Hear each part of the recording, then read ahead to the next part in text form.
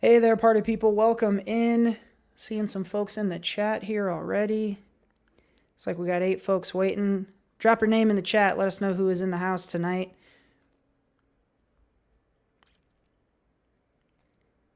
And we are going to fire things up. All right, here we go. SoCo Show Live, kicking it off. Here we go.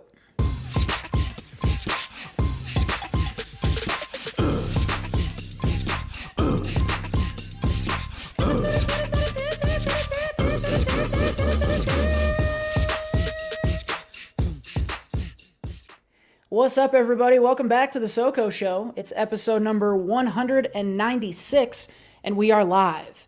This is our monthly live show right here on the JBuck Studios YouTube page. This, of course, is the voice and the face of the co-host, Cody Michael, and I'm joined, as always, by the so-host, Seth Ott. Hello! There he is. Wow, that was a frightening entrance, a little bit surprising. Keeping it dark, keeping the mood low. Ooh, everybody drop into your baritones. Let's get sexy. Here to help us bring the intimacy to this podcast.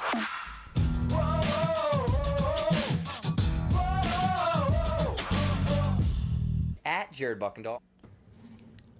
Hey, time to get sexy, ladies.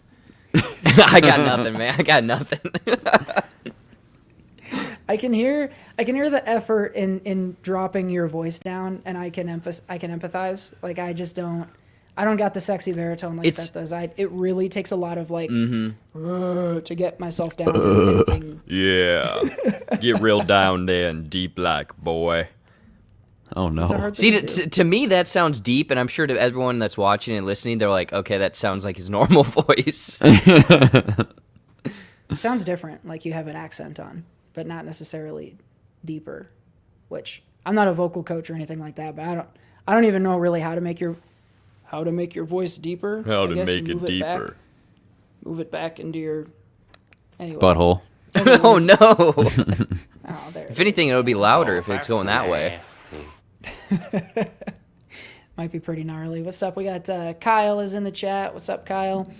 My little brother hanging out. See who else is in here tonight. I think it was funny. We had an interesting conversation the other day. We'll talk more about Vegas as the show goes on, but an interesting conversation around voices and whether or not to change them.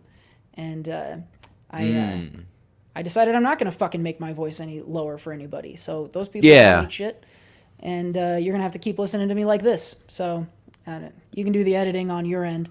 Dan, I know, is a big lover of the voice. He doesn't like how I smell, but he loves how I sound. We got Abby Belvin in the chat. What's up, Abby? Going to have a good group tonight. I think it's going to be fun. Lots of really good stuff tonight. We are going to recap our trip to Vegas this week. We're going to talk about some movies that are upcoming a little bit later this year, and got all sorts of other goofy shit that we're going to get into. Geekly Goods wants to know if we saw Army of the Dead. We did see Army of the Dead. I actually saw it in Vegas, which was fun, and we'll talk about that. We'll have a review for that later on in the show, so look forward to that one later on. Geekly will be reviewing Army of the Dead, as well as a couple other movies that we saw. So many movies and TV. Yeah, Isn't there so much shit coming out? Cody was watching Army of the Dead in Vegas, while Jared and I were hanging out with a couple ladies of the night.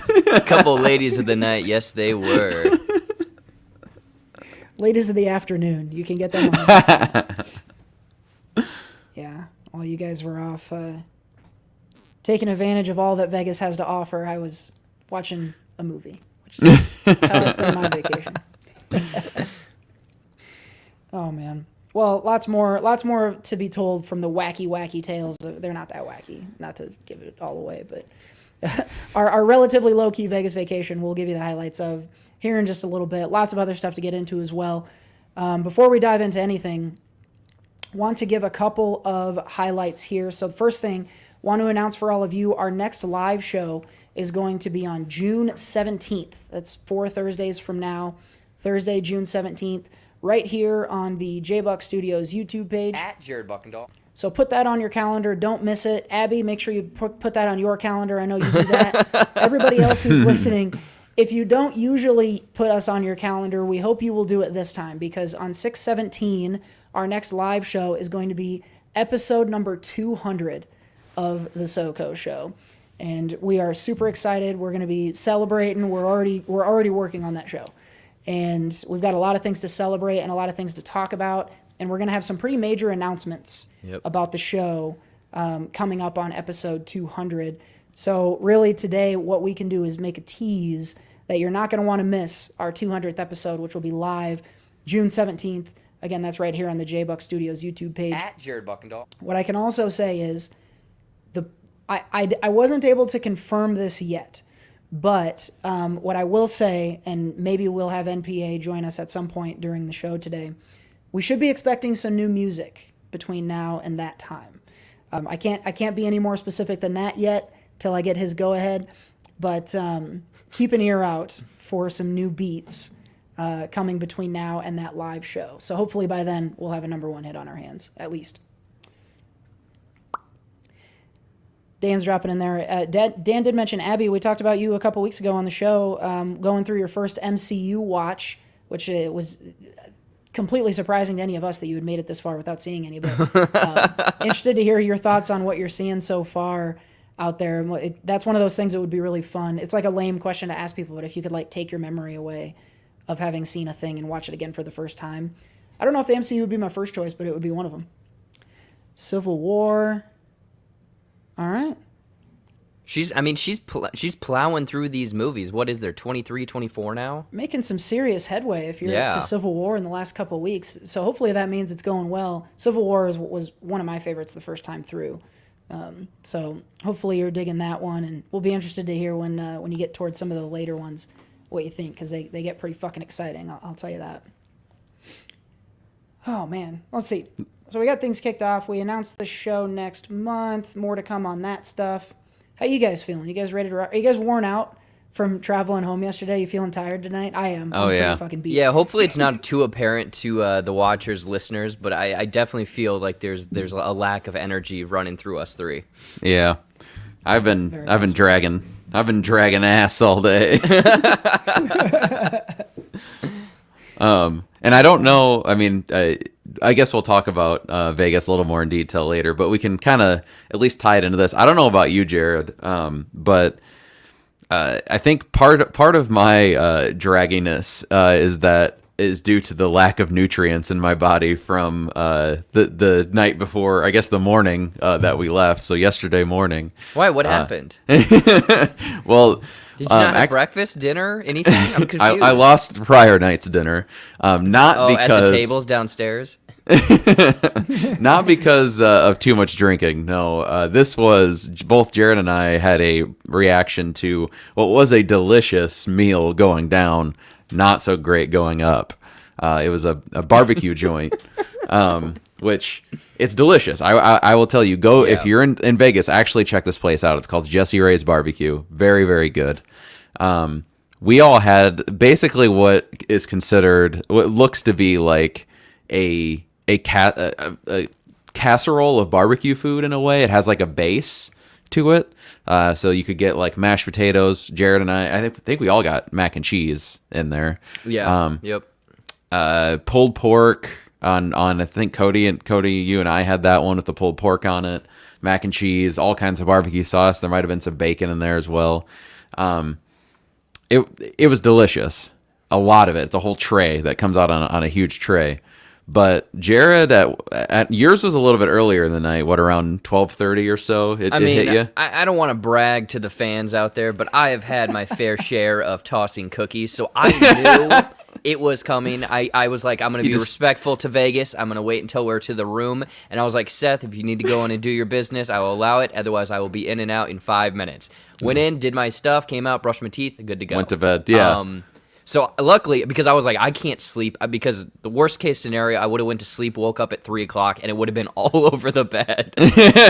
Oh, no. But for me, I slept through the night and woke up at about 5 a.m. and that's when mine hit me. So, I mean, we had been drinking that day, but I think by the time dinner hit, and then we had a few drinks at the table and stuff, but Yeah, I'm wondering if now replaying the events, it's a combination probably of the food and the drinks that we had, because we both did have the same drinks. and it Cody was did hot not. as hell. Yeah. So we probably were dehydrated. There was probably a whole, but Cody didn't finish. He only had maybe half of his. So Yeah, smart man. I'm still saying you should have lined your pockets with saran wrap and brought it into the casino with you.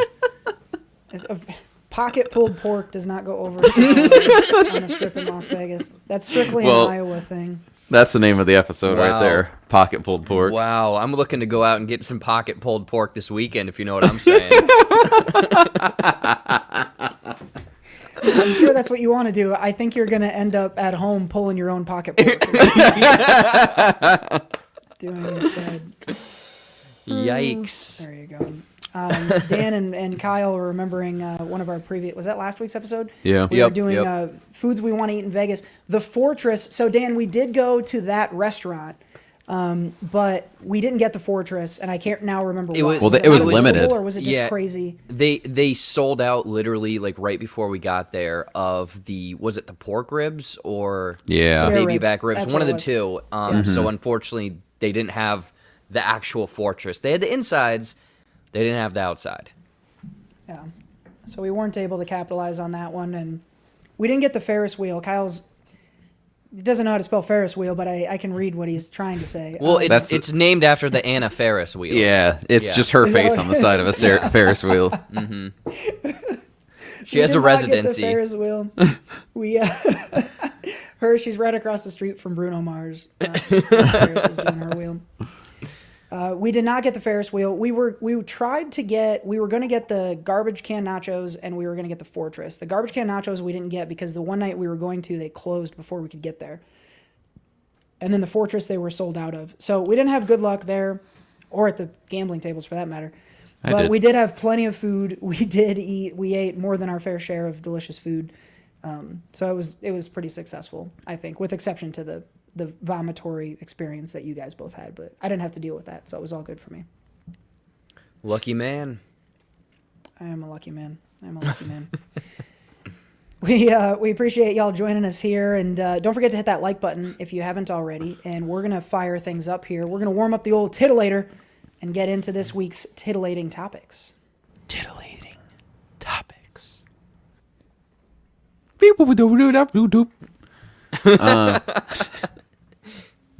All right.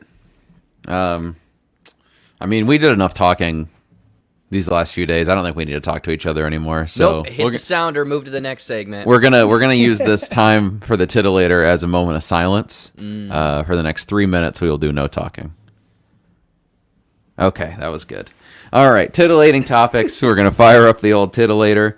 Give ourselves a topic to discuss. It's going to fire up our brains, get us interested in the conversation, get us quick and sharp.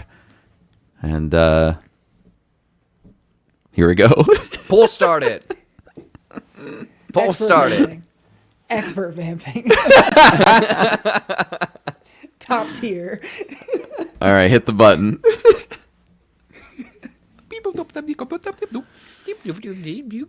All right. Time freezes for everyone but you for one day. What do you do? Well, what were you saying about pulled pork earlier? For one whole day, huh? Time freezes for everyone but you for one day. What do you do?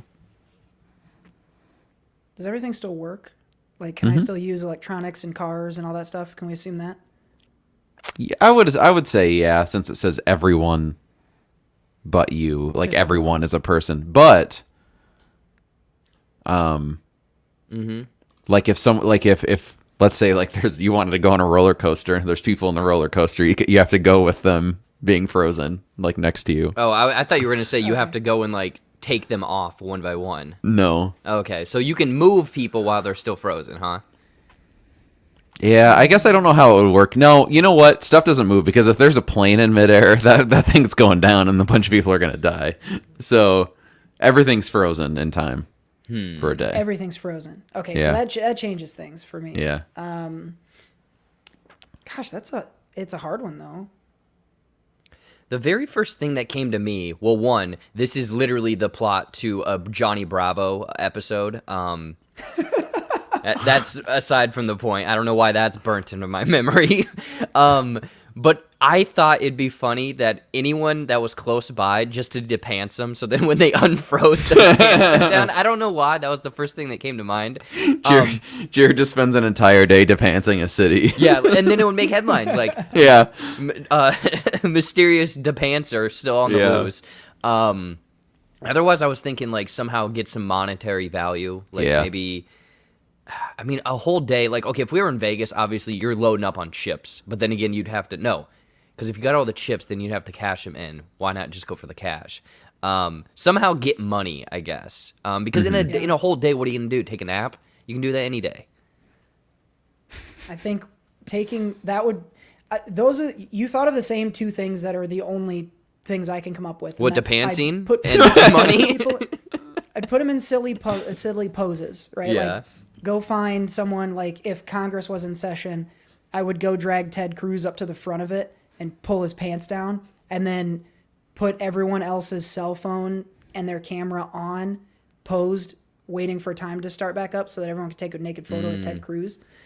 So I do that. That's and hot. then just, like, put people in goofy, like, put someone's dog on their face, just dumb shit like that.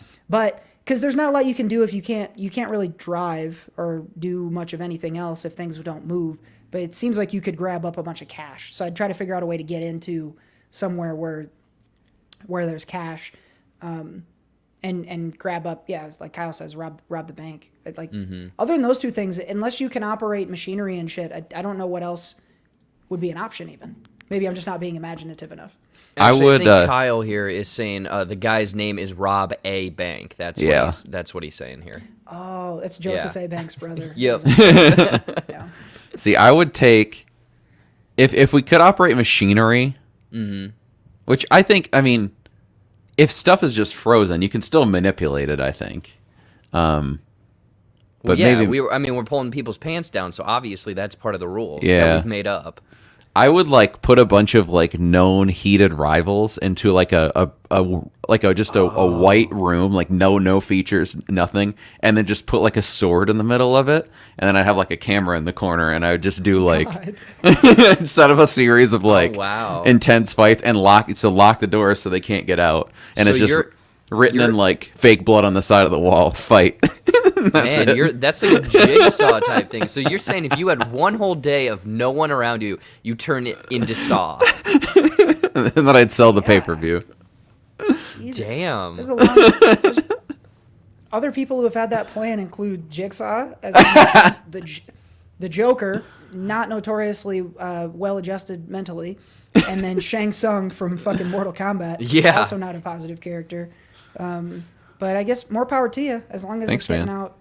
As long as you can stream it, it sounds like you'll become rich. Yeah. You can do that at least. And And then, those people will think they just teleported there, which would be fucking fun. And I would write the fight on the side, and then also the SoCo show I'd write on the wall, so we'd get free advertising. Sponsored by the SoCo It'd be the biggest thing, because either people fight to the death or they like make up. That's the two options you have. So there's a way out of it. It Wait, says so fight, there's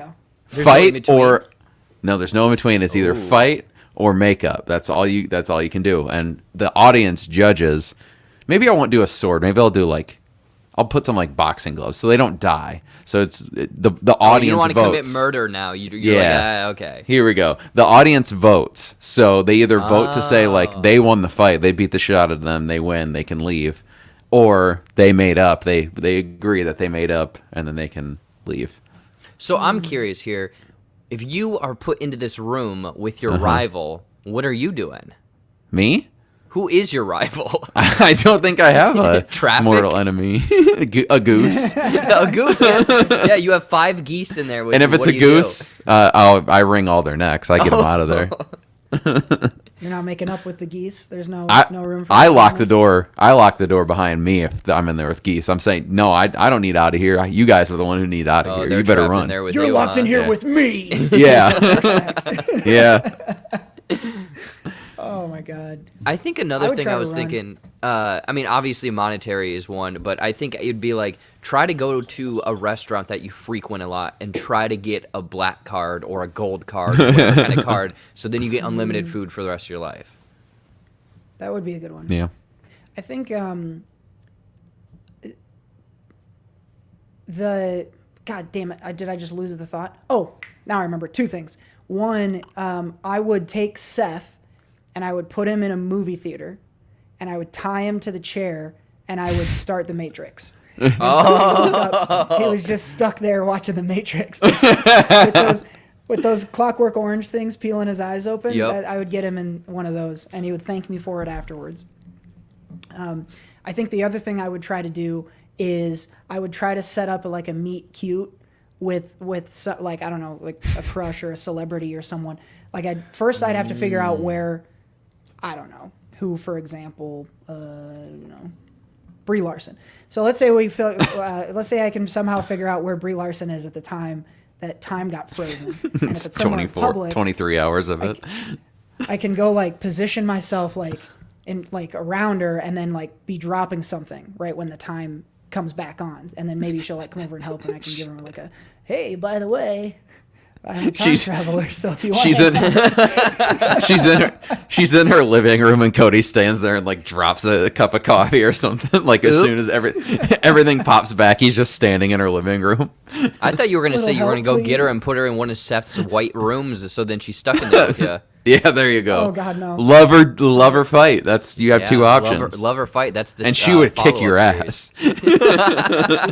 She would absolutely kick my ass, and so that's not the situation. Yeah. No, not trying to get in a fight with you, Brie Larson. Just want to take you out on a date, just in case that. First Kumail, now Brie Larson. Jesus. Kumail, I will fucking fight. If you put me in the void with Kumail, there's one coming out alive, There's and I'm going to fisticuffs. be in the sequel to Eternals. I'll tell you that right fucking now.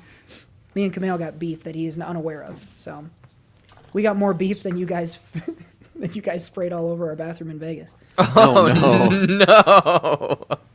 Yeah. Yuck. Dan brings up a good point. I do work for a bank,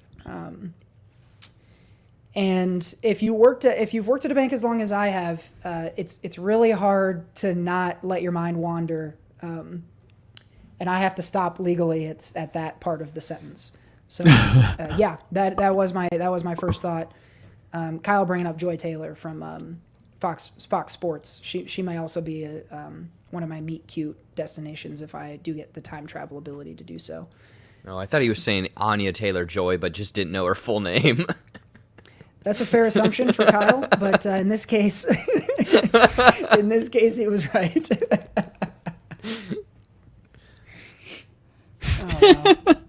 Oh, Joy Taylor Anna. That's a fun one there, Chef. What do we got? What would you do? Drop in the comments. Let us know what you guys would do, if not those things. If time froze, if you were in a clock stoppers situation, what would you do? But for us, that's what we got this week for our titillating topic. Titillating topics. All right, we turn forward and we go to the tweet machine. We're going to check in with WWE legend, the Iron Sheik.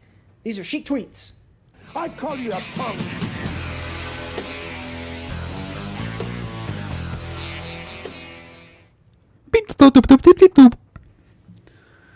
Alrighty. Iron Sheik. Breaking the news. Telling everyone what's up. He says, just announced, shut your fucking mouth. This just in. Damn. Now he's doing news broadcasts? He is. Sheiky News.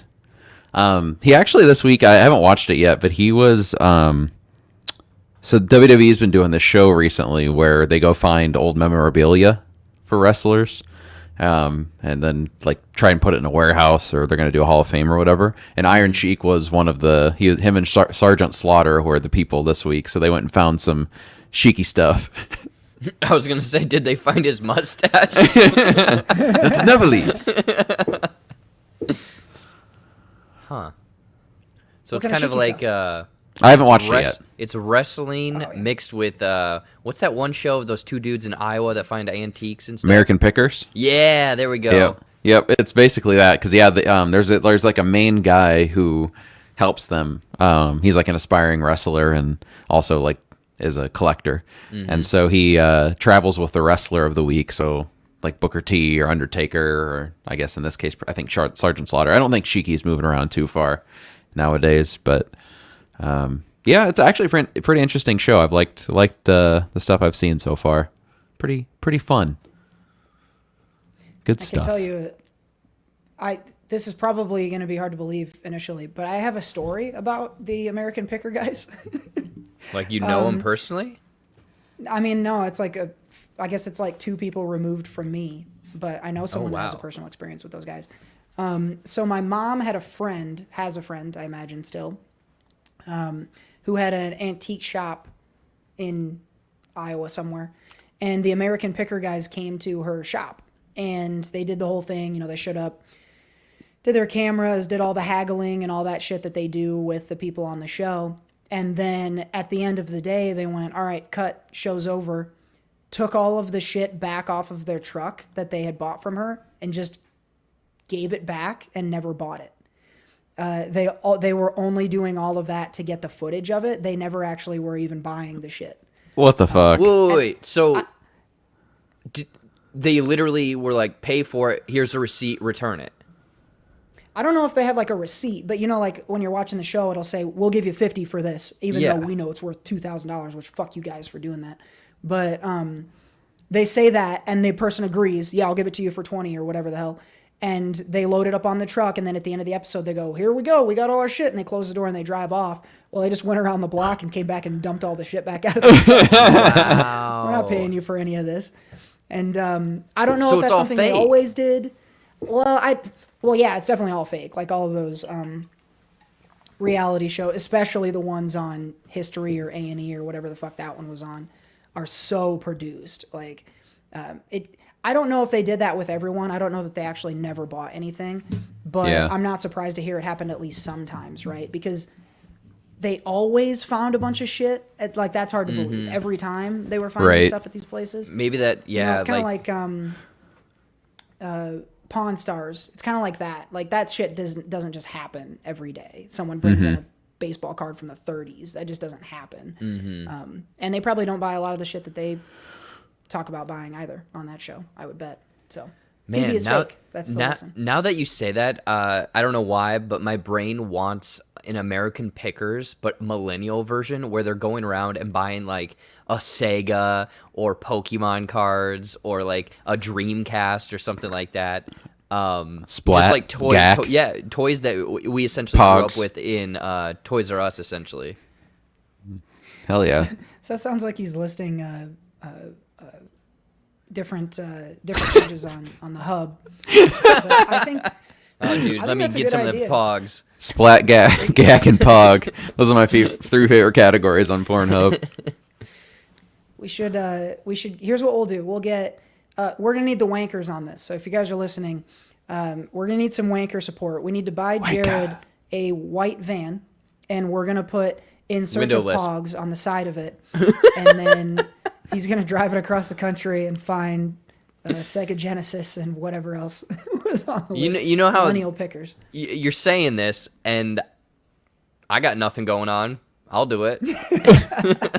I'll be the Pog All he man. needs a Yeah, van. I'll be the Pog Master. Oh, the Pogmaster. Well, there you go, folks. Send us some cashola, and we'll get Jared in this van. Probably be arrested in about a week, but it'll be fun to watch. We'll make sure there's some cameras there for that. There we go. Abby's in support. She's gonna bump up her contribution. Thank goodness. We're This gonna month, get so that we can get in van, the baby. It's gonna be good. It's gonna be good. If you're out there and you've got a Sega Genesis and you want to meet Jared, send us an email, and he'll drive his van to your Please, city. please, someone send right in. I have a Sega. Come over to my place Oh and my play God. Sonic. You could really be meeting some really cool people. I'm sure there's a lot of of Cool is a there. broad term there.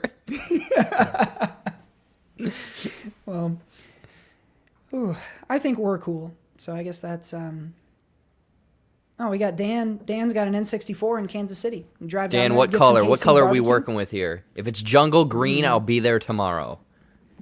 There you go. Let us know what color that one is, Dan. While Dan's dropping that color in the chat, we got to give a shout out to the Iron Sheik. This just in. Shut your fucking mouth. I call you a punk.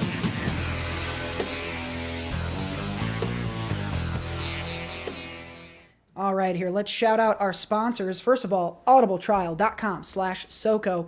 Hit the link in the description box. You're going to get 30 days of Audible and your first book for free. Free. Also, Mathis Designs. Go find our friend Steph on mathisdesigns.com for all your stationery and graphic design needs or to commission a piece of your own. Get that piece. Get that piece. If you want to get yourself a piece of Mike's wood, we got a message from Mike beforehand. Shouts out to Mike V, who is listening to the show today from his workshop, working that wood as we speak. Shouts out to Mike V. If you want to get yourself a piece of his wood, head over to etsy.com/shop/cornfedandwed to get your wood worked. Oh, Mike. Oh, Mike, indeed. If you're looking for some hot beats to listen to while you're working on your wood or pulling on your pocket pull,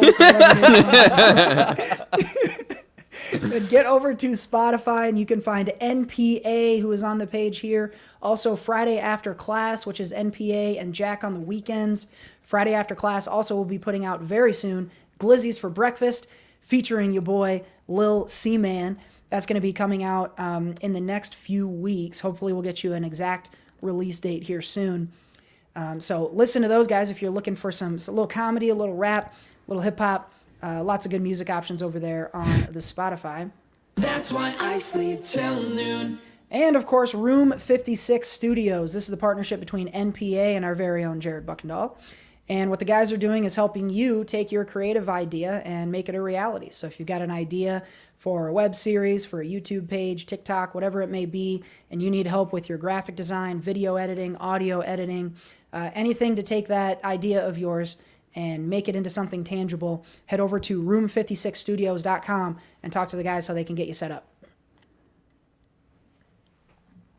Waka waka. And last but not least is Anchor. This is our podcast hosting service. For the folks who are listening to the replay, you're about to hear an ad. But for the folks here, we get to skip that part. Yay! You don't have to hit your skip 30 seconds button this week. Anchor is, among other things, the best place to get in touch with us for the show via voice messages. So if you want to head over there, click on leave a voice message, and you can record, ask a question, ask us to settle a bet, give us a hot take, let us know what you would do with everybody else frozen in time besides yourself. All of those things, you can give us a shout out by voice message on the Anchor page, and we will play your voice message right here on the SoCo show. This would be a great time to go leave us a voice message because we're looking to have some voicemail to share from you, the listener, for our big 200th episode next month. So if you want to give any shout outs to the show, if you want to tell us how horrible these 200 episodes have been, or if you want it, whatever else, leave us a voice message over these next few weeks and you'll hear it on next month's show. All right, here. Almost forgot our Anchor Wankers. Let's get them up here. If you want to become a contributor to the SoCo show, head to the Anchor page, click that support button like these fine folks have done, and become an Anchor Wanker. Choose the support amount that's right for you, $1, $2, $5, whatever it is. We certainly appreciate your help in keeping the podcast going and growing, and we really appreciate this list of folks who have already chosen to do so. Those of you who are already wankers, just so you know, a lot of work is going on behind the scenes right now to put together some pretty exciting things that are going to be coming that we'll be announcing next month. So we really appreciate your support, especially lately. If you've been thinking about becoming a wanker but haven't yet, now is a fantastic time to do so. We'd really appreciate you joining up. And of course, even if you're not a wanker, you're helping out the show just by listening to this. So we appreciate you doing that. And the best way to help us out is to help us grow this audience by sharing out this episode. Share the link to this video with some friends. Help us grow the party a little bit and help us grow that Anchor Wanker number as well. easily best way to support the show. So thank you all for all of that. Round of applause to our existing anchor wankers. We appreciate you guys so much. And we get back into things with one of these. What? There you go. That's for our anchor wankers. That's awesome, bud. You Wanker. guys are awesome, baby. And we're gonna roll into some more show. We got a lot of fun stuff here. We're gonna kick things off by looking forward to the rest of 2021 at some of the new movies that we can expect. We're gonna do this in a format we haven't used in a little while. We're gonna get into a Mambo number 5. Ladies and gentlemen, this is Mambo number 5. 10. So it's been a little bit since we did one of these, but Mambo number 5 is where we are going to create a countdown list. Jared, Seth, and myself will each have a list, and it's a pretty simple topic this week. We're looking at the release schedule for the rest of the year, picking out our most anticipated films of 2021. I think what stuck out to me as I was looking at this is a lot of these things were pushed back from prior years, and so there's a lot of that kind of anticipation that is added because some of the stuff was meant to have come out a year ago or more. And then there was also already a bunch of place where things were already going to be coming out in 2021. So it's a big log jam of movies. We've already been talking amongst ourselves about it seems like with this last week with Jigsaw and or Spiral and Army of the Dead, it seems like we're in it now. Mm-hmm. And every week now, pretty much every week now through the end of the year is just fucking packed with new stuff. I was looking through IMDb's upcoming release schedule, and there's a shitload of movies.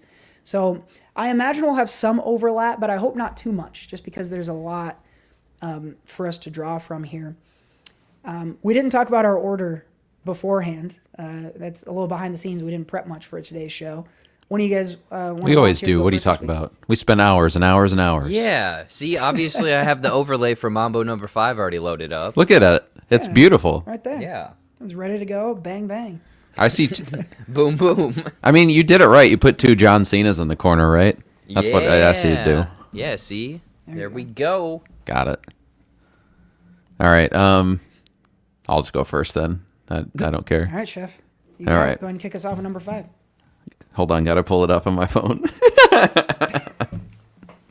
All right.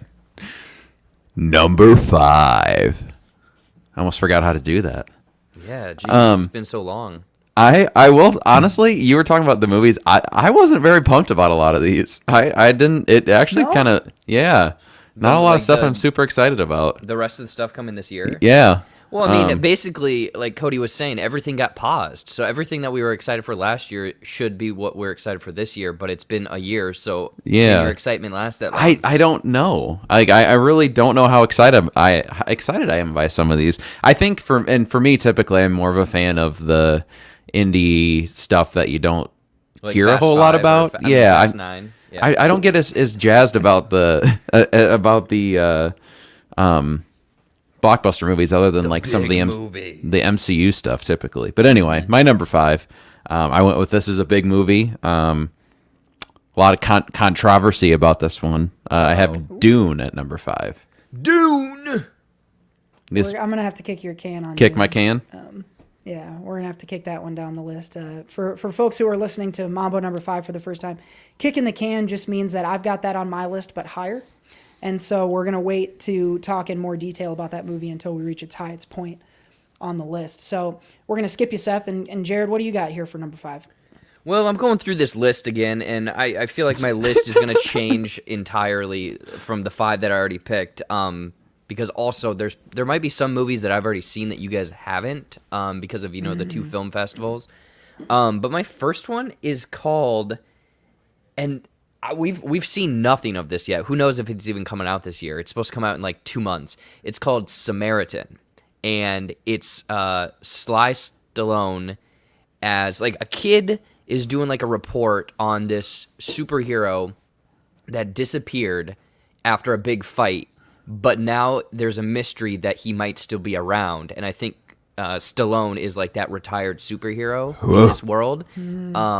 Just that kind of concept sounds interesting to me.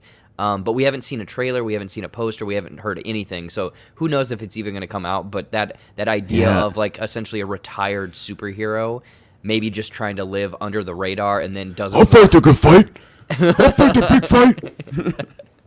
Yeah, exactly. What Seth is saying right there. That's why.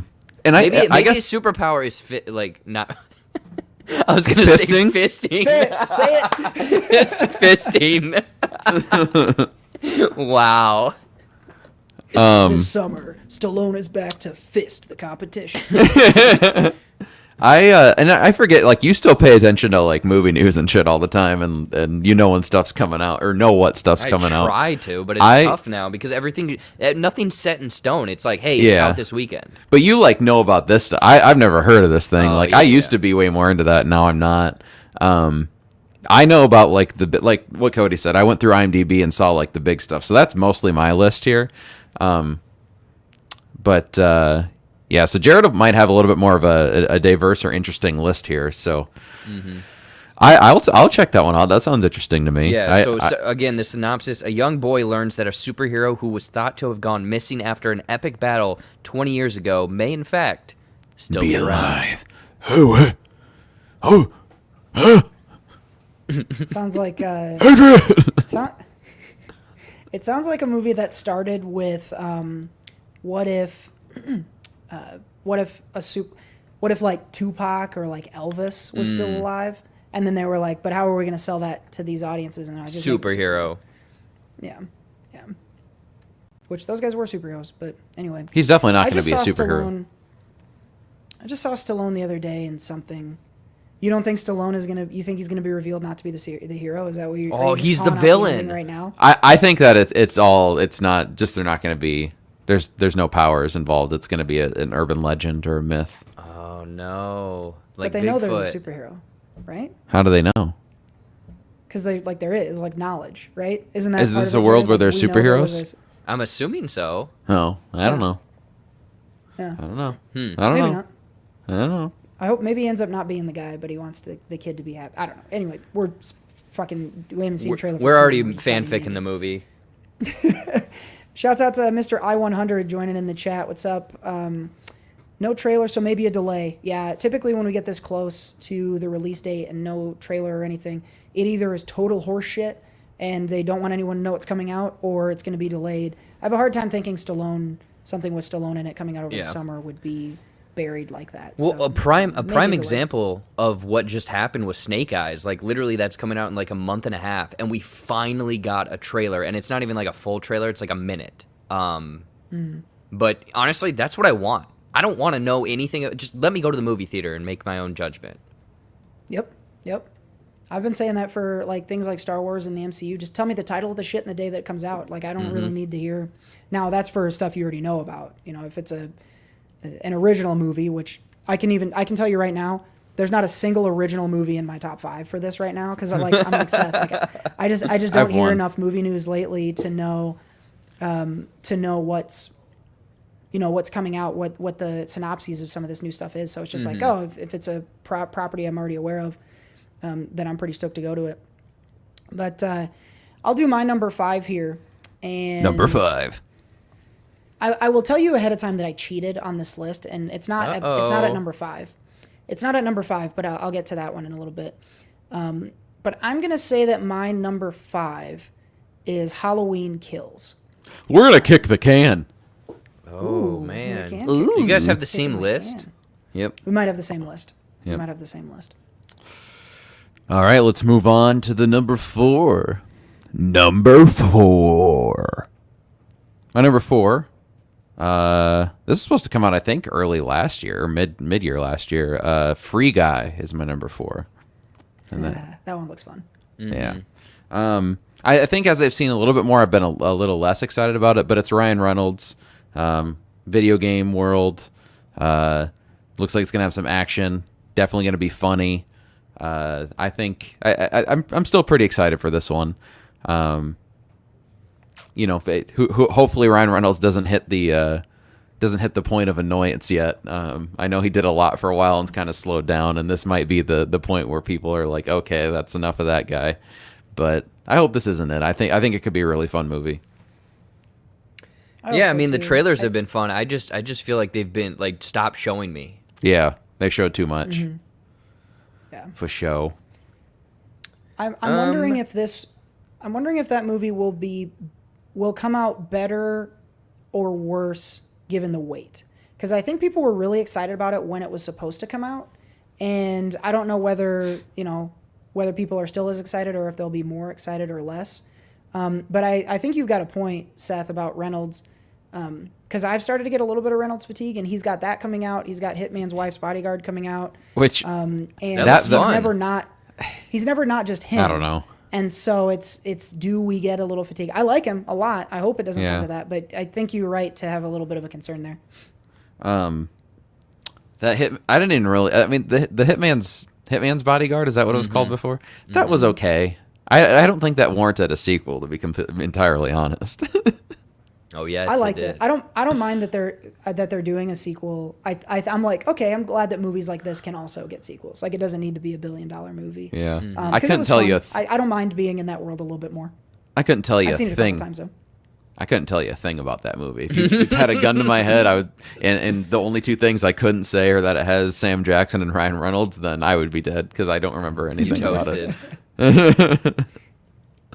We Let's did see a here. ride home for that way back in the day. Yeah, Yeah, I we think did. that was back 17 ish. Must have been Yeah, 17 or yeah, that's 18. right. It was Yeah. because we were talking about it this weekend. Yeah, that's true because it's been like 5 years or whatever. Anyway, my number 4, because we're on Yeah, number what you 4, right? Yeah. Yep. Jungle Cruise. Is anyone Not on excited my for list. Jungle Cruise? No. Okay. The only reason is because I recently saw a new trailer and it reminds Yeah. me of The Mummy. And I Yeah. love 1999's The Mummy. Emily Blunt, she can't do anything wrong. I love her. The Rock, Viagra, box office Viagra. He's going to do well. It looks fun. I mean, again, I don't know how the hell, cool, you made a movie over a ride. Like, it's not even close to what the ride is. But I think it's going to be fun. That's if Emily Blunt doesn't fucking murder a reporter for asking her Dude. about Fantastic Four. Oh my gosh, that's She a whole is- thing. We should talk about that. And what do you think? That was awesome. The most recent one I saw of her just tearing someone down. That was Yeah, great. No, yeah. you're not asking about this. It's like stop. But yeah, I think I don't know. I'm looking forward to it. It looks fun. Disney movie, a little bit darker, I think. Could be Yeah. good. Could just be a huge bust. But it's coming out summer blockbuster time, so I'm looking forward to it. Last time I'll check it out. The last time I thought this adventure movie starring The Rock is going to suck, I got my mind blown by Jumanji. So I think I can true. get a little bit excited for this one and go see it. He is box office Viagra, and Emily Blunt is real life Viagra. So there's certainly a lot in there to enjoy. You're a pervert. He is correct. Yes, it is. Yes, it is. Let's go. My number 4. So this is where I cheated. And I cheated because my number 4 is 3 movies. And You just said I'll MCU, explain didn't myself. No, I didn't say MCU. I would My have number accepted 4 that. is. You wouldn't have? I would have accepted if you said MCU movies because I had picked one because I didn't want to Yeah. have my entire list MCU. Yeah. Yeah, I've got one MCU as well, but my number 4 is 3 movies, and it's under the general umbrella musicals. I think there is such a kick-ass Gotcha. slate of musicals take that. coming up this year. When I first made my list, these were like 2, 3, and 4. But I just combined them and said, okay, I don't want my entire entry to be musicals. So I just combined them under musicals and set as number 4. But there are 3 specifically that I'm looking forward to. In the Heights, that's the Lin-Manuel Miranda, and it's going to be much more cinematic, I think, than Hamilton. Anthony Ramos is leading that one. It just looks so fucking like everything cool about That's- musicals. That's one that because when the theaters opened back up after the pandemic and stuff, that's one that I still kept seeing in the theater, the trailer for constantly trailer, yeah. because it's moved back a few times. And every time though I get excited, I enjoy that trailer a lot. So I'm excited for that movie. I agree with you on that. I mean, that one comes out in 3 weeks. Yeah, So I didn't realize it was that I think the soon. week that Fuck. you're back here, actually. there we go. Oh, Yeah. wow. Got a little trip wanna- to Iowa coming up. Might have to watch In the Heights. Nothing makes me want to watch a movie about a neighborhood of Latino Americans like being in Iowa. Right. You're Be so really right. fitting. Your two very white friends. Yes. As long as I can put mayonnaise on my popcorn. There you go. Oh God, is that salt? That's very spicy. A lot of butter on there, though. Abby is excited for In the Heights as well. The second musical is West Side Story. I think we've started to see some of this. We saw a teaser during the Oscars, but this is Steven Spielberg, another very cinematic take on the classic. I don't think I've ever actually watched West Side Story, like Me neither. any Really? version of it. I watched it in And music so- class. We watched the play. You did? Okay. So you know about the Sharks and the Jets, I guess, right? So I'm excited to see this for the first time. I think there's a really interesting cast. Isn't Ansel Elgort, is he in this? Yeah. Is he the lead? Yeah. Or is it, yeah. He's I don't know the about dude him. lead, and then that young Yeah. female that they just randomly found. Yeah.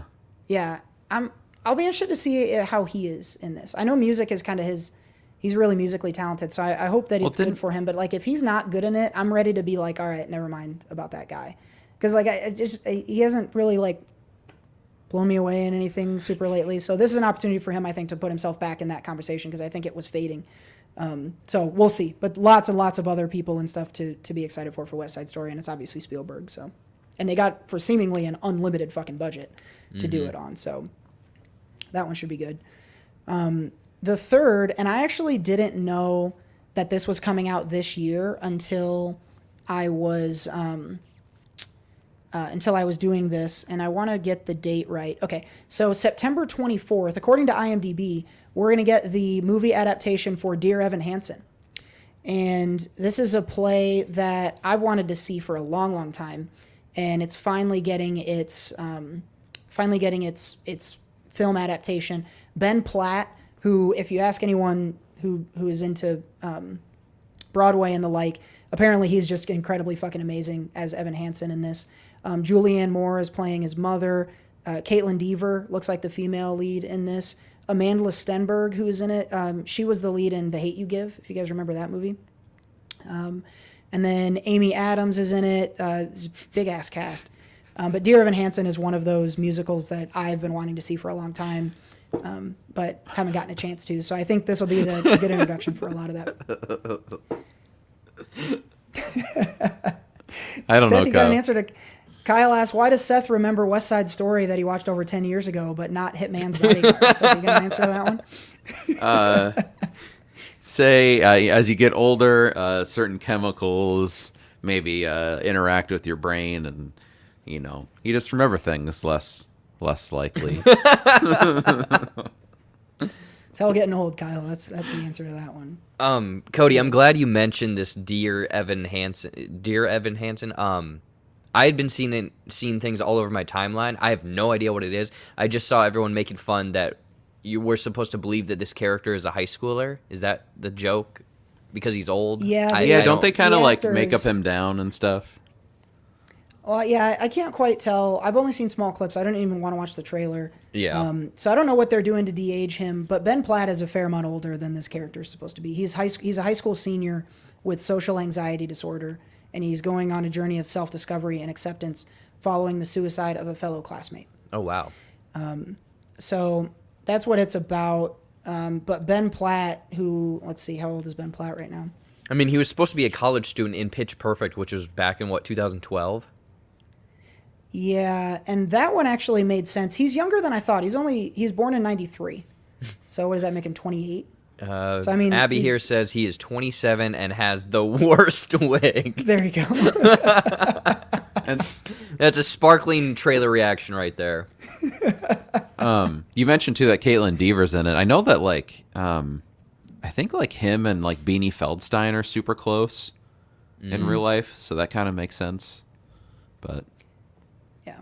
I don't There we need a go. lot of justification for Caitlin Dever being in stuff. I just want to Yeah. see her in more stuff after Booksmart. So anyway, that was a long time on my number 4 because I jammed 3 movies into that slot. But Yeah. the slate of musicals this year, and it seems like we're getting more of these high-budget musicals as time goes on because they've been huge hits. Not certainly not limited to Hamilton, but also Greatest Showman and I hope we get Book Cats. of I think Mormon made soon. some money even if it sucked. Book of Mormon, yeah, That's maybe one we'll get that's that ripe at some for point. it. Oh yeah, they'll make a fuckload of money when they do that. Do. But we'll see. We'll see if we continue to get more of these. But anyway, I wanted to make sure and highlight those because I assumed you guys wouldn't. I don't know if that's me being fair or not, but that's my number 4. All right, we're going to go to something very closely related to musicals here with number 3. Number 3. We got Halloween Kills at number 3. Oh, great All right. musical. Great music in musical. it. Yeah. Yeah, I mean, I really liked the I guess reboot or Reboot continuation or whatever it was. The reboot. I'm gonna. Can I coin a term? Requel. I don't know. It sounds like it's going to be a terrible movie. It's like the worst movie in the franchise. Requel. That movie was the requel. Ugh, I It hate reeks. requels.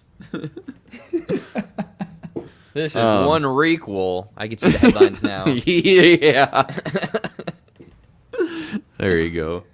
But yeah, I really like the 2018, I think is when it came out. Are they still doing back-to-back years with this and then the next one like they That's planned? that's what they. I mean, who knows what has changed in the last year and a half? But that was the original release schedule. So who knows? I hope they do. That's cool. I mean, and I'm Own that assuming weekend. Own that time. I'm assuming it comes out on Halloween, right? I actually didn't look at the date, but Actually, President's I Day. think so.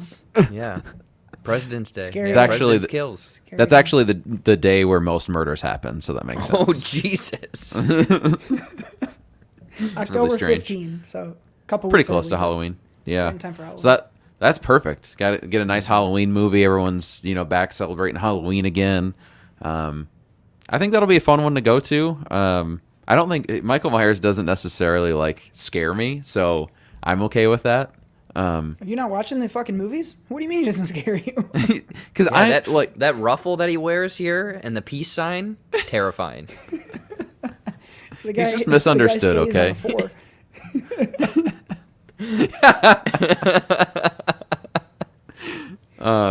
he I don't know. He's just a misunderstood guy, and I'm excited to see him, finally get one up on the people who are holding him down. So, Halloween Kills. Wow. You were explaining this movie wonderfully. He's the hero. That's You live- the impossibly out of touch preview for Halloween Kills. Yeah. I am excited because I am very afraid of him, and I'm ready to see him murder some more teens. That's what I'm there for. Yeah, I don't they think he's deserve it, right? misunderstood. He's trying to introduce all these teens to his friend a knife. So I think I don't think there's a lot to unpack there. He's but just being friendly. I agree with you, Seth. I liked the reboot. I think the newer Halloween movies have added like a. I guess for lack of a better way of putting it, Gravitas. Gravitas. like gravity maybe is the word, but like bass to the like when he How walks low around can you in the go? new movies, he sounds heavy, right? And when he hits something, it's heavy, and that's different from the old ones. They couldn't really do that as well with the sound design back then, and so I'm really excited for this one. I think it'll make a good Halloween season movie, and if they're continuing on the track that they were on in the last Halloween, it seems like it'll be pretty good. Isn't Danny McBride involved in the writing of this? Didn't he like write and direct the first one or co-direct? No, I David think Gordon wrote it. Was it David Gordon Green? David Gordon Is that Reed his- was the Yep. director. Yeah. Yeah. And they Yeah, co-wrote he's- it together. Yep. So I'm assuming he They're off to a did good the start. next two as well. Yeah. I think so. And I think they're filming the last two at the same time. I mean, they need if they're we'll going to see. keep making these Halloween movies, though, they need to take a little break so they can do more Righteous Gemstones because I need more of that in my life. We'll see how long that one takes. All right. What are we on? Number 3? 3. All right, my number 3. And Longest again, mambo. I was going through, IMDb. They only have like, your big movies. So I'm like, what's Netflix have coming? And I completely forgot about this one because I talked about it like 15 minutes on a J-Buck Live. It's an animated movie called America, the Motion Picture. Yeah. And Oh, I don't know if it's shit. going to be good. I don't know if it's going to be bad, but just this synopsis right here makes me want to watch it. A chainsaw-wielding George Washington teams up with beer-loving bro Sam Adams to take down the Brits in a tongue-in-cheek riff on American Revolution. And it looks like they have like rocket launchers, Paul Revere is actually a horseman with RoboCop armor on. The voice cast is like Andy Samberg, a bunch of SNL people, Channing Tatum, Simon Pegg, Judy Greer, Phil Lord, and Chris Miller are somehow involved as producers. Like, I just want to see how crazy and ridiculous this can get. Well, it sounds like there will be no shortage of that. I mean, that sounds like complete fucking insanity. So I think when you were doing that J-Buck Live, I think you showed like a poster of it, and it looks like something that like a 15-year-old on speed. Adult Swim. And they just decided Adult it's Swim. going to be a show now. Adult Very Swim, the Adult Swim, movie. Yeah. Did you say, sorry, Jared, did you say it was a series? No, it's Or a that's a movie. film? Yeah, it's a movie. Interesting. I think it's based on a book. Yeah, I think it's based on like just a comedy novel, maybe. Man. Well, we have started to get, I mean, some of the animated stuff, I think like Invincible this year. Like, if they want to do blood in that, Invincible's proven that can work pretty well. So, yeah, that's a wacky-ass cast, and sounds like a good one for some recreationals beforehand. Oh, 100%. My number 3, I would not suggest recreationals for your first watch of this one, because I think it could end up being pretty goddamn confusing. This is actually where I have, believe it or not, The Matrix 4. Whoa, it's not number 1? Whoa. Wow. I think you should kick that one. It sounds to... Oh, you have it higher? Yeah, kick that one, man. Oh, Kick shit. it down the street. Who's and the then Seth, real... you're going to have to kick it again because that's your number 1. Who's the realest Matrix fan here? I don't think it's the guy up here, Cody. I think it's the guy up here, Jesus. Well, Wow. that was a good one. Pointing to the heavens. Jared got a little bit early on the celebration. Yeah, there. I did. Wow. I don't know if it's not a competition. You know, we can both be big fans of the Matrix. You know, I don't know why you'd want it's not to, like but one of anyway, those let's. toxic fandoms. No. All right, number 2. I have a feeling this could be a can kick. This is where I have Spooderman, Spider-Man: No Yeah, Way we're gonna Home. put that one through the uprights at about 65 yards. Hey, So Spider-Man. Okay. let's swing Goodbye. the cranes over to Jared's number 2 then. My number 2. Oh, this is kind of a tough one. It's between 2, so let's go with Suicide Squad, or the Suicide Squad. Is any on any of your lists? Not a chance, bucko. Not a chance. I think the main reason is because James Gunn's doing it, and also just weird creatures. Weasel, the Shark Man, and just from the trailers, it looks like it's going to be just complete insanity. I'm not looking for a great movie. I'm looking for a fun movie, summer blockbuster type movie, and I think that's what this is going to be. Probably far superior from the one that we've already gotten, so no worries there. Fucking hope so. But yeah, I don't know. I'm looking forward to it. I'm just hoping they hired an editor for this one, because the first one didn't seem to have that. Well, did you ever hear the story of what happened there? Lovely lady. Apparently, they had 2 people edit it. One guy did his version, someone did their own version, and they're really good editors, and they're like, both of these suck, and then the studio combined them. Oh, God. I think that again, no, don't quote me, but I was under the impression that they had 2 people come in, and they're like, we can't do anything with this. Hey, it's only ever worked one time that I can think of, when someone took the chocolate and peanut butter and put it into one. Yep. That's right. Star Crunch. Star Crunch is pretty good. I want it. I just think on this new one, it has a much higher chance for success. I think the cast helps. I think they're really now. This could be we could run into the same problem that we ran into with the first Suicide Squad, which is that the trailer seemed to set a tone that is what we were all looking forward to, right? Like that nobody thought that the trailer for Suicide Squad sucked. We all thought it was going to be sick. And so my hope is that the trailer we're getting for this new one is more in line with what the actual movie is. Because there was a big disconnect there before. I would imagine it is. It's all James Gunn, and it all seems very James Gunn. But I'm most excited for the polka dot man in this. Yeah. I think that's David Dastalmachian if I have the or Dastalmachian if I have that right. And Dalmatian. He's just an interesting Dalmatian. wacky guy. John Cena as Peacemaker looks fucking hilarious in this. And they're too. doing a show with him, Yeah. apparently. So apparently they have trust in him or that character. He's a funny one. He has I a wonder line if in the that trailer. polka dot man is just going to go around and give the bad guys herpes or something. I mean, I'd rather get my ass kicked than get herpes. So I think that would be Put that on a I'd rather shirt. go. Yeah. I'd rather go with him than someone else. Put that in a dating profile. Holy shit. You know how I know I'm safe, ladies? I'd rather get my ass kicked than get herpes. Maybe that's like a commercial for like a medicine that prevents you from getting herpes. Like, Yeah. like Valtrex try or something. Valtrex. Yeah. Did we just come up with the same example? That was fucking weird. Yep. Anyway, I'm telling you, we Valtrex. spent too many days together already. We did. We're finishing each other's sandwiches already. We'll see on Suicide Squad. Harley Quinn. I'd like it. I'd be more excited if Harley Quinn wasn't in it. That's my one thing. I don't like there's carryover between the two. Yeah, it's kind of weird. I also just don't like that character. But Amanda Waller's also in it. Same Yeah, I person, don't like Viola that either. Davis. And Rick Flag, is that his name? yeah, but you could watch all of Suicide Squad and forget that guy was in it. So I'm Light okay 'em with that. up! Over there, boys! Fire guns! Like, basically, he had the most generic, hey, I'm an army dude. Bang. Bang, bang. Yeah. He didn't even have a gun. He just did bang, bang the whole movie. Bang, bang. Got a little They exposition forgot, for you they if you ran want out of that. money and forgot to CGI the gun in his hand.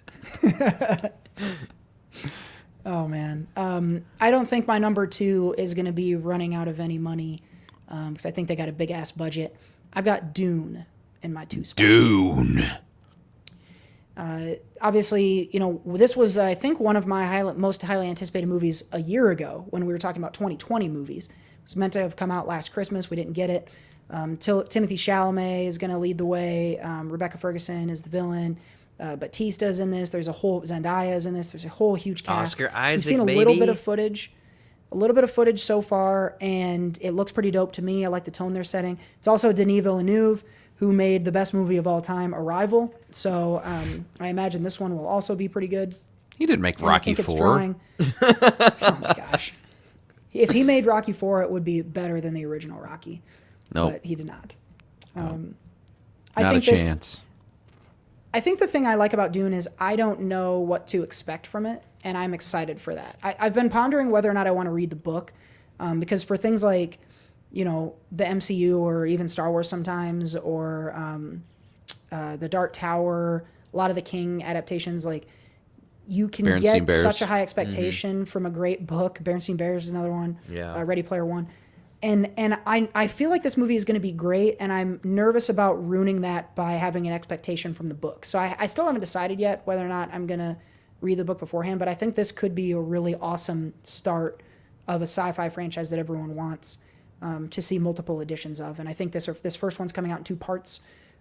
So I just think there's just so many things about which to be optimistic for this Wait, one. the I just movie's hope they only can part land 1? the plane.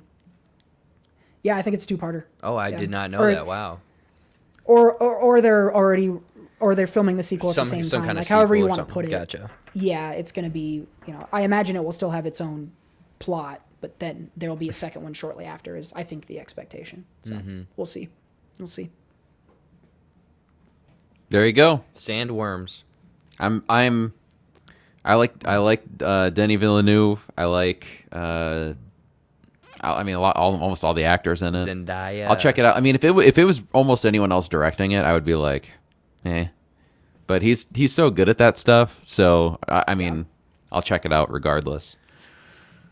For some reason, when you just mentioned earlier about Denis Villeneuve doing Rocky 4, I think there should be a year in Hollywood where established directors have to go remake a movie. I think There that'd you be go. really cool. But it's So, like like- a completely out of their wheelhouse type movie. Yeah. Get Reminds oh, go ahead. me of the thing, Jared, that you brought for a One More Thing one time that was like, it was like our cut, I think, of Phantom Menace, where it was like Oh, scenes from yeah, all the- different directors. The robot or RoboCop one, and then the Phantom Menace one. Yeah. Yeah. That would be pretty fun, actually. That would be if you could get interesting. Spielberg to like, hey, Spielberg, can we get you to direct the scene from Apollo John 13? Wick. Or John Wick. Yeah. Like Yeah. I'm Or telling can we you, get the guy get from John weird Wick with to- it. John Yeah, Woo. like give me the guy from John Wick doing, or John Woo doing like John Woo's John Wick. A doing rom Pulp com. Fiction. John Woo's John Wick would be fun. Woo. There's doves everywhere. And he shoots the doves too when he's doing that. That's John I love Wick it. there. All right, we're Yeah, moving Mike, on to our number I one. think- Or no? I'm gonna respond to Mike's comment and then we can go to our number ones here. Mike says the Dune book was a little bit confusing, and I've heard that before. I hear it's a pretty dense and complex lore, so it'll be interesting to see how much of that they're able to unpack in the movie versus how much they just decide to leave out. I think that's going to be a tricky thing for them to have figured out. So we'll see. The spice. Spice. All right. The spice and spice. to go to space. Number one. My number one is Clifford, probably the big red dog. It is. Aren't they actually doing a live action Yeah. of that, or did they already Yeah. do one? No, it comes out this year. Does it really? It's a gritty drama though. He's killing people. Yeah. It's like He a just- Cujo. He's just accidentally following stepping the on. dog. He's accidentally doing it. Though. He's just like. Yeah. Pooping on people and they're Following drowning the dog in it. catcher. He's got to Yeah. bring him down. Yeah. All right. My number one, talking about directors earlier, regardless of what this franchise is, I just want to see this guy's next movie. Ghostbusters Afterlife is my number one. That Jason Reitman is one of my favorite directors, so I would see him direct. I mean, I'm happy to see him direct this movie, but I would watch him direct anything. I'd watch any of his movies that come out. And then Paul Rudd. I mean, you had Paul Rudd in this situation. You know, it's probably going to be at least hilarious. Get some cool cameos. We get the Stranger Things cast in it again. Stranger Things. So I'm excited to see what they do with with an honest like reboot sequel where it's all the universe still applies. It's still direct. And Jason Reitman, give me more of his work. I'll check it out. So I'm really excited for this one. Yeah, I'm glad you threw this one on because this was the one that it was between this and Suicide Squad. I love Ghostbusters, the original one, like that theme song, everything. I think I was in the movie theater recently, and it could have been just the feeling of being back in the theater. But this trailer played, and I got emotional. Like my eyes were getting teary eyed because when they whip around the corner in the Ecto one with the sidecar thing, I was like, oh my gosh, these kids are having so much fun. So I'm looking forward to it. Does this come out around Halloween time too? I think Or this is one it might earlier? Weeks be after. August or something, or am I off? It is November. There we go. November 11th, Veterans Day. We So, yeah. Dan, I agree with Dan. We need more requels in this. This is another one, another requel. And I will say, if you're out there trying to put together a requel, it doesn't matter what the property is. If you take and add Paul Rudd to it, I promise you it will be good.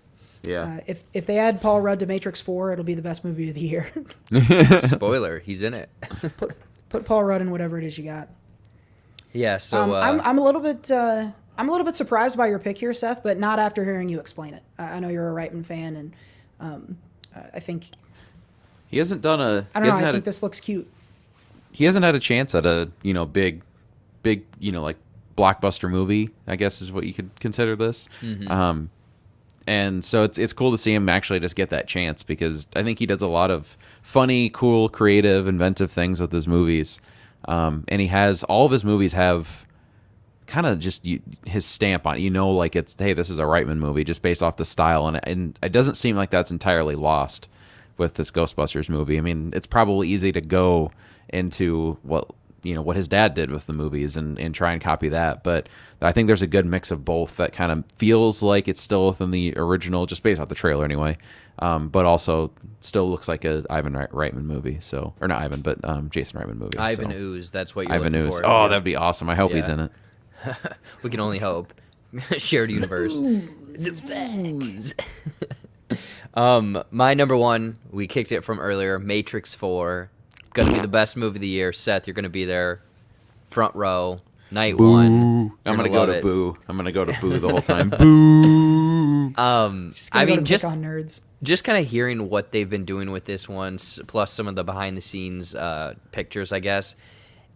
I'm looking forward to it, man. I hope that it's more kind of, to the original. The sequels are kind of I think that's where Cody's the bigger fan. He's probably seen the sequels more than I have. I think I've watched them once. But if it's any inkling of the first one, but updated, they have a great story or something, I'm looking forward to it. I'm curious on how the action, what kind of crazy stuff they can do with the action in that world. 22 years after the original one. So I'm looking forward to it, man. Yeah, I mean, you have been waiting, at least 2 movies since you had an actual good story in the Matrix universe. So, Oh my god. Hey, man, you just get on the freeway, and that's all you need. If you watch the movie, you'd understand that. You ever watch like political commentary and you're like, I know this fucking person doesn't know anything about economic policy, but they've got a couple of go-to stingers that they like to throw in there because they heard a headline one time. Seth, you're a political commentator for The Matrix. Yep. I know you haven't seen 5 seconds of the shit, but you're like, the plot sucks in the second and third one. I heard that once, and it fucking doesn't. Ah. I know. Let's check out Rotten Tomatoes. I bet they know. This is your opportunity. What do you think has? Do you think? I bet you there's movies in the Rocky franchise with lower. Oh fuck yeah! Rocky 5 is one of the 100%. worst movies of Rotten all Tomatoes. time. Yeah. I don't like that But one. that doesn't mean it's without value though. Yeah, And but just because they hit Rocky just because 1, there's a bah, worst- Rocky 2, bah, Rocky 3, boom, Rocky 4, bah, Rocky Balboa, bah, both Creed movies, bah, bah. Matrix is did a soft little ooh, we're here with the first one, and then they sucked the rest of the time. Yeah. All they did was revolutionize action cinema for the 20 years to follow. Mm-hmm. Not a big deal. I don't know what you do with Matrix 4. What is the plot? That's honestly the thing I'm most Yeah, interested in. why is it being made? How do you... Oh, man. They go back into the Matrix, but it's like a thing where they redo the second and third movie somehow. Maybe they need Back to to pull the off a Future. time heist, and they go back into the second and third movies. Yeah. I don't know. They don't. Yeah, Dan's bringing up a good point here. Oh, don't even Matrix get that did- tournament was rigged. Tournament was Go rigged. deep in our Dropping fight movie. it. Rigged. Yeah. Wow, I really appreciate you bringing that one up, Dan. On Rocky's home court in fighting, they beat him. No. So Yeah. If it was the home court, I would have given it layups. I would have made sure Matrix didn't make it to the end. I could have manipulated that, but I did it fairly, and you guys suck. Oh, this Matrix thing isn't ending anytime soon. Nope. But I think, Really stoked yeah, for to your point, flames. Jared, what they can do with CGI now, and the creativity of fighting and stuff that they have been able to do, if it could be a vast improvement over what we already got, and what we already got was fucking amazing. So there's a lot of reasons to be excited for Matrix 4. Also, it's more don't know. Keanu beating ass, which Seems- Seth, I would imagine you can get on board with even a little bit. Is he John Wick in that movie? I mean, John can Wick pretend came he from is. that movie. No. John Wick is his own thing. There's no John Wick. His own thing. There is no John Wick without. Oh, Mr. there's Anderson. John Wick. There is John Wick.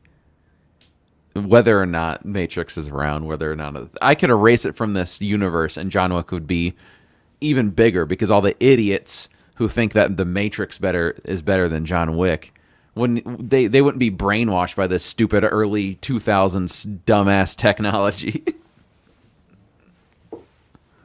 Actually, So it was one of- 1999. Yeah, and it was one of the best movies of that year. Yep. No. Guys, it's on my top movies of the year. I mean, that movie was so good, hasn't- people hasn't- shot up schools after it. Oh my god. I don't like that one. No. But I don't know. That threw me off completely. I had a point I was going to make, and I was like, Don't you have a number Matrix one movie? 4.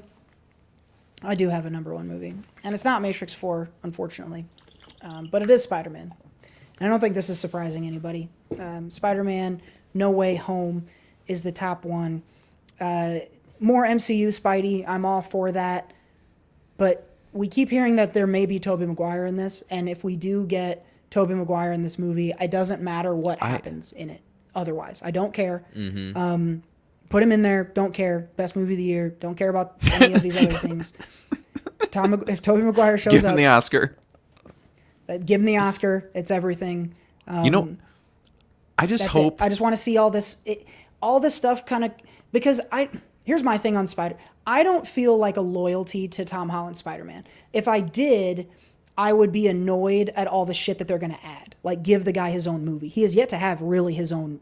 Well, the second one was kind of his own, but these really have been barely Spider-Man movies. And so part of me wants to go, like, give him a real fucking Spider-Man movie, set it in Manhattan, shrink the stakes, give him Kingpin or someone to deal with, and just have him be a Spider-Man movie. But I don't really have that, like, allegiance to Holland that some people have. I know, like, NPA, for example, is a really big fan. I have my like, Spidey allegiance really is with Tobey Maguire. And so if they can get him involved, I don't fucking care about Tom Holland. Just get all the shit in there, get Melina in there, Jamie Foxx, I don't care. Just put all the action figures in the bucket and shake the shit up. I think it's going to be cool. And I think it's going to have big MCU ramifications going forward also. I also hope that, like, because we've had all these rumors, I hope that the trailers don't show anything. Like, we actually don't know. Yeah. Like, we know, but we don't know going up to it. I think that would be really dope. Because they did it with WandaVision. You know, like, there's all these rumors that were floated out, and people were speculating and connecting dots from this and that. And half the stuff people predicted didn't happen. I think they have built that up. I mean, because Black Widow's not going to have probably any big things, big ramifications. Taskmaster, that's probably it. Yeah. But in terms of, like, what's going on now, I don't think there's huge implications or spoilers for Spider-Man. Eternals probably won't relate at all. That's going to be up in space. So there might be some crossover, but this one, they don't have to release anything. They can just say, here's Spider-Man. Here's some of the things that happened at the end of the last one with the getting revealed. That's all you got to show. Maybe give a glimpse of a villain that's not, Alfred Molina or, something like that. And then once we get to the theater, then they're like, oh, yeah, you guys were right. Or, yeah, we leaked that news or, something like that. It was all kinda, fake. Yeah. I mean, the thing, You know what they like, should do? I'm excited for this movie. Don't get me wrong, but I think MCU movies at this point, I know what I'm getting. So I'm not, like, terribly excited because I don't want to, maybe be disappointed, even though how many times have we been disappointed with these movies? That's why none of them made my list, because I just know what I'm getting with them. I think that makes sense. Yeah. But Spider-Man could be in a commercial and I'd get pumped. So it's hard for me to fight that urge. What they should do in the trailer is devote a bunch of time in the trailer to showing Paul Giamatti as the Rhino, and then just Yes. include him in the movie for 5 seconds. That would Yes, be- like the very that's what opening. they should do. Yeah. Be really good. And then at the end. That'd be a good use of trailer time. I don't know where I got that idea, but anyway. That is our list for Mambo. We got a lot of stuff. We covered some superhero ground, some sci-fi ground, some musical ground, some horror ground, some comedy ground, Horror. a little bit of everything coming. The horror coming up this year. We got to spend some time apart, you guys. That's like I know, it's bad. Oh man. That is our Mambo. If we left any movies out that you're looking forward to this year, go ahead and drop them in the chat and let us know what your most anticipated films are. But for us, we got to move on. And so that's going to wrap up this week's Mambo number 5. Ladies and gentlemen, this is Mambo number 5. 5. Abby brings up a good point for Civil War, that Spider-Man was introduced. That was Tom Holland's first appearance. And I think people knew that he was going to be in it. They've included him in one of the trailers where he popped up. But I somehow was still was able to get surprised when it happened in the movie, because it was like deep into the movie.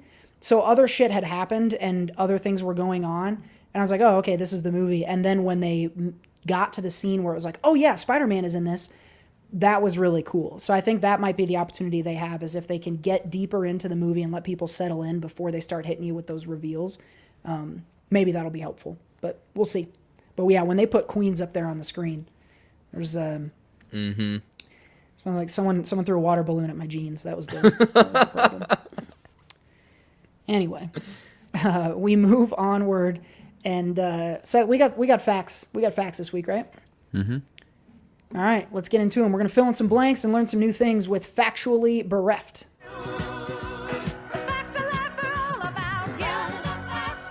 Facts don't care about your feelings.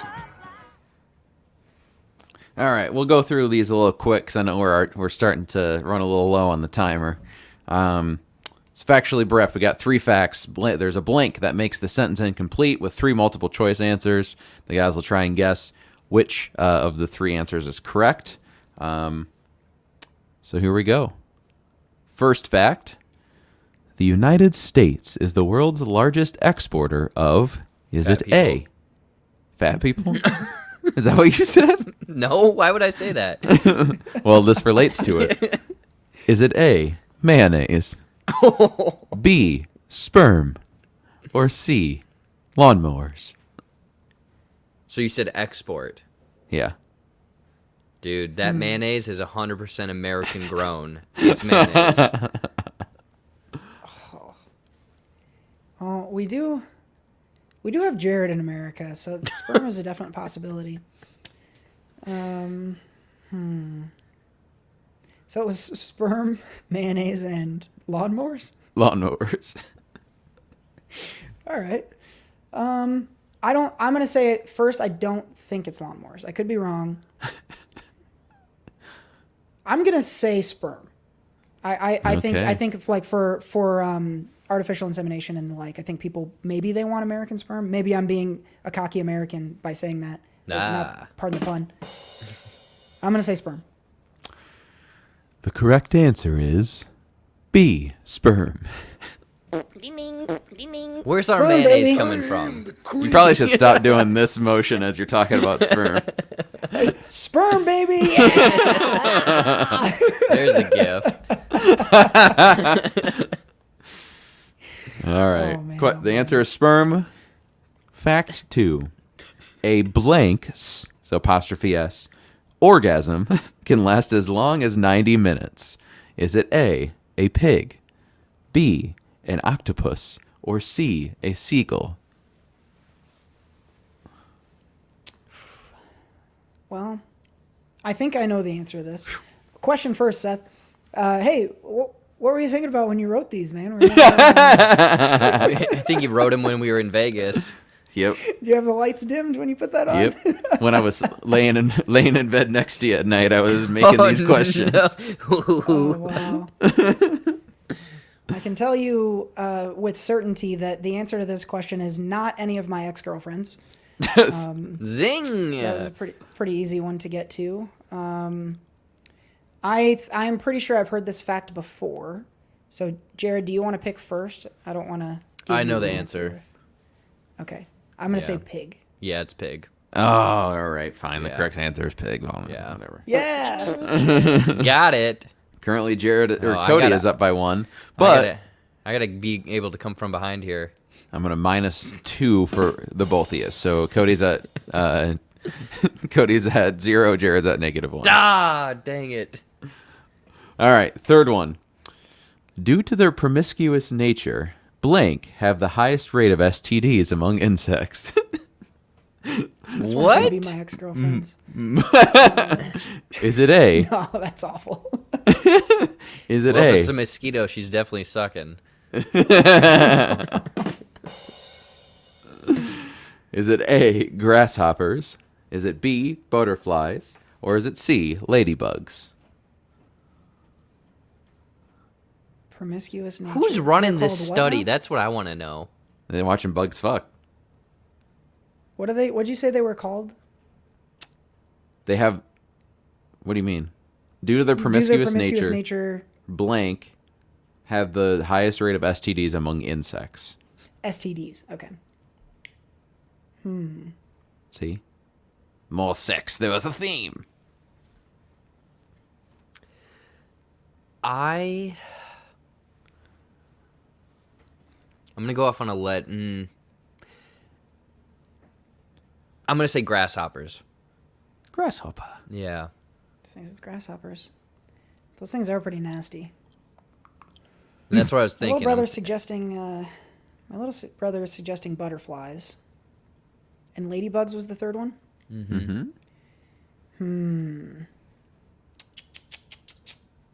You know what? I have a scapegoat here if I'm wrong. And so I will go ahead and say butterflies. I think they are just flitting their little butts around town and spreading the clap. Jeez. Yeah, Mike correct- does say butt is in their name. It's true. It's true. The correct answer is C. Ladybugs.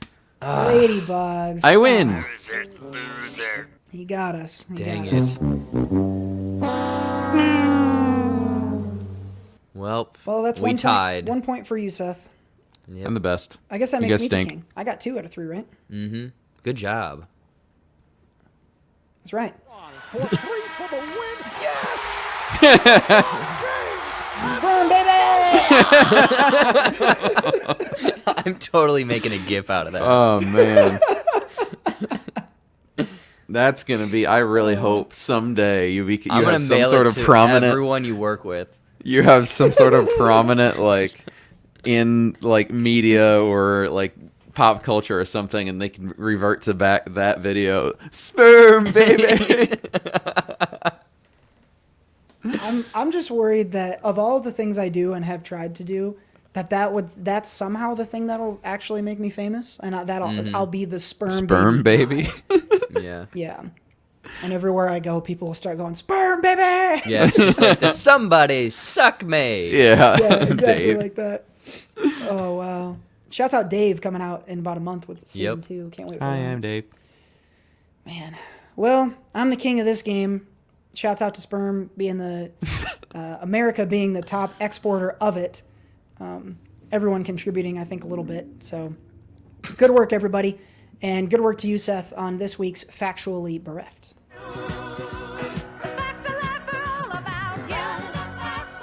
Facts don't care about your feelings. All right, folks. Well, we are going to, let's see, Seth just mentioned the time. Okay, we're going to spend just a touch of time recapping our Vegas trip. We did most of that earlier on, so we'll see what else we've got to share about that. And a couple other things here from the last week. This is What Did You...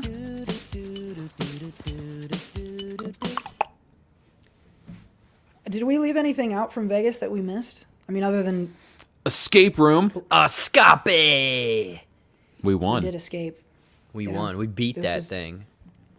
The hardest one that they had to offer was a 9 out of 10 on the rating. 9.5. We beat it with 2 minutes left. Is that how much we had? We took it to the wire. It was it was a pretty tight one. But we were Yeah, a I low think- machine in there. I think my favorite part about that is Cody almost made us not win because this room had this escape room in total had 3 rooms, and we noticed in the first room we were in they had 2 doorbells, and then we went to another room and there was a doorbell, and then went to another room and there was a doorbell, just like standard in front of your house doorbell. And then in the third room we get into a room and there's a bunch of like dingy bells, ding ding ding, ding, and there's like 20 of them or so. And so there's like a note that says like to find the code you got to ring the bell or something like that. More elaborate than that, obviously, but so the bells didn't really do anything. We kind of hit on them, and then we decided, or someone mentioned, yeah, there's these doorbells to press. So started pressing those. A code came up, and it came up on the bells, right, on the numbers on the bells, and so they all came up, and Cody had the number, and we were ready to go. And then he hits every one of the bells, which he It's like a already damn knew, cat in there. which he already knew didn't do anything. And then he looks to his left, and he goes, "Oh yeah, there's a lock there." The funny thing is, I would have done the same thing because when they all lit up and he had them, I'm like, okay, ring the bells. I was so confident, and I was like, okay, got him, bing, bing. And they didn't, the reason I knew I was being dumb is the bells all made the same noise. So like there was no way for that to have done anything. And I've done a bunch of escape rooms. I know that shit just doesn't happen. Like you got to hit a button or knock something into something for shit to work. But I thought just hitting the bells would cause shit. And it didn't. And luckily you guys were able to go, hey, idiot. Use the code on the door we're trying to open. I was just sitting there like a cat slapping away at the fucking bells. Yeah, I'm glad that we were able to still escape. I don't know. Mike wants to know if it was better than the Saw one. So a few years ago, we did a Saw themed escape room, also in Vegas, and I think the production, like Saw the was effort way on the better. production in Saw was quite a bit more. I think this puzzle wise, I think it was about as good. Yeah. But I think the scenery and all of that stuff in the Saw one, I don't think I'll probably ever see one that's quite like that. That was pretty awesome. Agreed. Interesting. What else? We saw a pretty dope magician. Yeah. Actually. We did. We went to a magic show. I forgot about that. That was. I mean, we kind of talked about how like the amazement from it, but I'm gonna be honest. I was a little like, I don't know about this when it was like us and 7 people. Like it was. I thought it was gonna be like this grandiose thing, very small venue. Yep. But magic on par. Yeah. Yep. It was pretty sweet. I think it was almost better because there were so few people. Like they couldn't hide. They were right in front. You were feet away. Dan's asking the question, did Cody poop his pants? I did. Yeah. Oh, yeah. Tell your story. Yep. I got brought up on stage. I went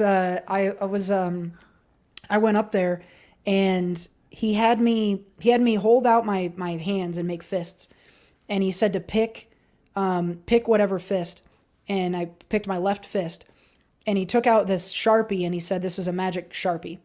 And he went over there and stood on the other side of the stage and he drew a picture of my hand with a Sharpie on a piece of paper. And then he went, okay, now watch this. And he drew in the middle of the hand, he drew a big dot. And he said, now, I don't know if you can feel this, Cody, but this might be tickling your hand a little bit. And I was like, no, man, no, it doesn't. And I was like, uh-oh, I hope I wasn't supposed to like lie. I was freaking. I don't know if I told you guys about this. I was like on stage. I was like, I don't know if I'm supposed to say it does or isn't. I could tell. But it didn't hurt. I didn't feel it. And I was like, I don't know what the fuck he's talking about. I hope this works the way he wanted it to. And then he told me to open my hand and I did. And there was a fucking dot of Sharpie on my hand. And I didn't know it. We talked about it later and I think we know how he did it. But at the time, actual mind blown. I was like, and I think I was pretty effed up at the time. We got pretty loaded for the show. But like, if anybody had a picture of me like seeing my hand and then turning to the crowd and going like, "What?" Like it was probably pretty adorable. We were all pretty effed up at the time because I didn't even think about recording it until after. No, there was no lie. My face during the whole show was just like, yeah. It was pretty awesome. Mike wants to know, should we tell him how we think he did it, or is that uncool of us? I don't know. No, we got to keep magic secrets. I'll maybe tell you later on, Mike. Tell him off. It's a secret, Mike. I think we can't. Oh, go ahead. I was gonna say we can't divulge the secrets of the masters of magic. They'll come after us. But if that's what he did with a Sharpie, imagine what he could do with a knife or something. I don't want him Michael Myersing into my house. I think there was something with a bowling ball that was I think the most amazing thing. I mean, again, all of these people were doing magic, and I'm just like, what the hell? How do you do this? We are literally sitting 5 feet away from you, and where do you pull a bowling ball out of? And what was it? He had like a tissue or a handkerchief essentially, and then was like, hey, there's nothing under it, and then literally a bowling ball just falls out. No, it was a giant board, like drawing pad. Oh, and he was drawing me. He goes, I'm going to draw a picture of you. And it was, bowling ball head, because, ball. But he drew like a circle and then a couple of like eyes. And then he goes, that's not like you. And then he wrote bowling ball in big letters and then put like a third dot and then held it up, closed the top of it and kind of like moved it a little bit and like angled it open so it bowed in the middle, and then it dropped a bowling ball on the ground. And then when he opened it back up, it still said bowling ball, but there was the ball picture was missing. gone. Yeah. Fucking crazy. Turn the drawing into a bowling. I'm glad he didn't do that in my hand. I would have looked like an idiot. But it was pretty good. It was pretty good. And it was a small crowd, but it was good magic, and it was pretty fun. Yeah, it was a good time. So we escaped from a room. We did a little magic. We lost a little money. We ate a lot of I good won food, money. A lot of really good fucking food. I won different- like a couple $100 Okay. playing the blackjack. Pool day was fun. Yep. Pool was awesome. It was hella hot, but we spent a shitload of money on delicious drinks. So a pretty comfortable outing. Yeah, that was a pretty good way to do it. It was a good time. I didn't know. Dan's commenting in here that I apparently have had other magician experiences like this before, and I do love magic. I'm totally into it and everything. I didn't know that was out there. I didn't know that I had a reputation for being a sucker for magic, but I guess I do. And I'll wear it. That's totally fine. But yeah, magicians, if you want to get Cody pretty pumped up, take me to a magic show, ladies. It's where Brie Larson and I are going to go after our meet cute in Frozen time. So I got the whole thing is coming together. Wow. What a We're lucky gonna go have lady. some, You guys are gonna definitely make things appear and disappear for sure. Uh-oh. Oh, I was saying, I was thinking we'd go out to dinner and have some pocket pulled pork, but we'll see. Weird. That's I think weirdly on brand for Seth. You had mentioned this last week. You also got yet another interesting text message. We talked a few weeks back on one that you had gotten that we thought might be from me, but we were able to debunk that. So this is the latest in Seth's spam folder. Yeah. We're opening up, and you got something fresh for us here? I do. I got another text. I saw it early on today. This one doesn't seem to be. They ain't trying to fool me about who it is. It seems like it's some sort of service that sends messages. But it says crush alert, and then there's a colon. It says Pamela has a crush on you. Crush is capitalized. She unlocked her private photo gallery for you. Tap here to read her message and see her pics. So I decided to click the message. And so I opened it up and got an interesting surprise, and then it made me think, like, you know what? This makes a lot of sense. So uh-oh. I do have it. I screenshotted it just to make sure that I didn't have any additional issues, but here it is. Oh, wow. Wow. That's what you want to do, huh?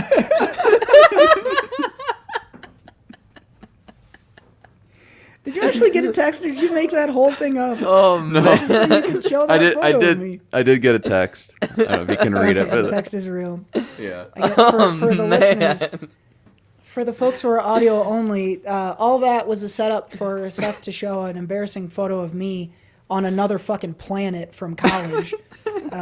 World record amount of beers drank that evening, and there's a unflattering photo of me. So hopefully the resolution on the stream isn't that great, because that's not a flattering one of me. I don't often take unflattering photos, but that is one of the few that are out there. You fucker. Turnabout's fair play, though. You remember that. All my photos are embarrassing, so do your worst. Oh, fair. By the way, shout out Jay Manley, Mexican Coke. That's what I got here. Got it from the Chipotle Mexican bottled Coke. One of my faves. Bottle. All right, so we got some more sexy texts coming in, and we had some magic that has to stay in Vegas that we can't tell you about. So that's what we did this last week. So that's what did you? All right, we roll on. Not a ton of time left, so we better get to a couple of reviews from this last weekend. This is What Did You Watch? What?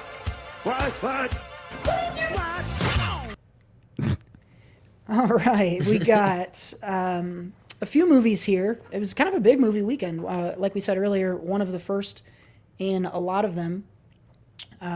going into the summertime. Let's start with Mike V remembers the photo. That's a good comment, Mike. Let's start with the new Jigsaw movie, Spiral, from the Book of Saw.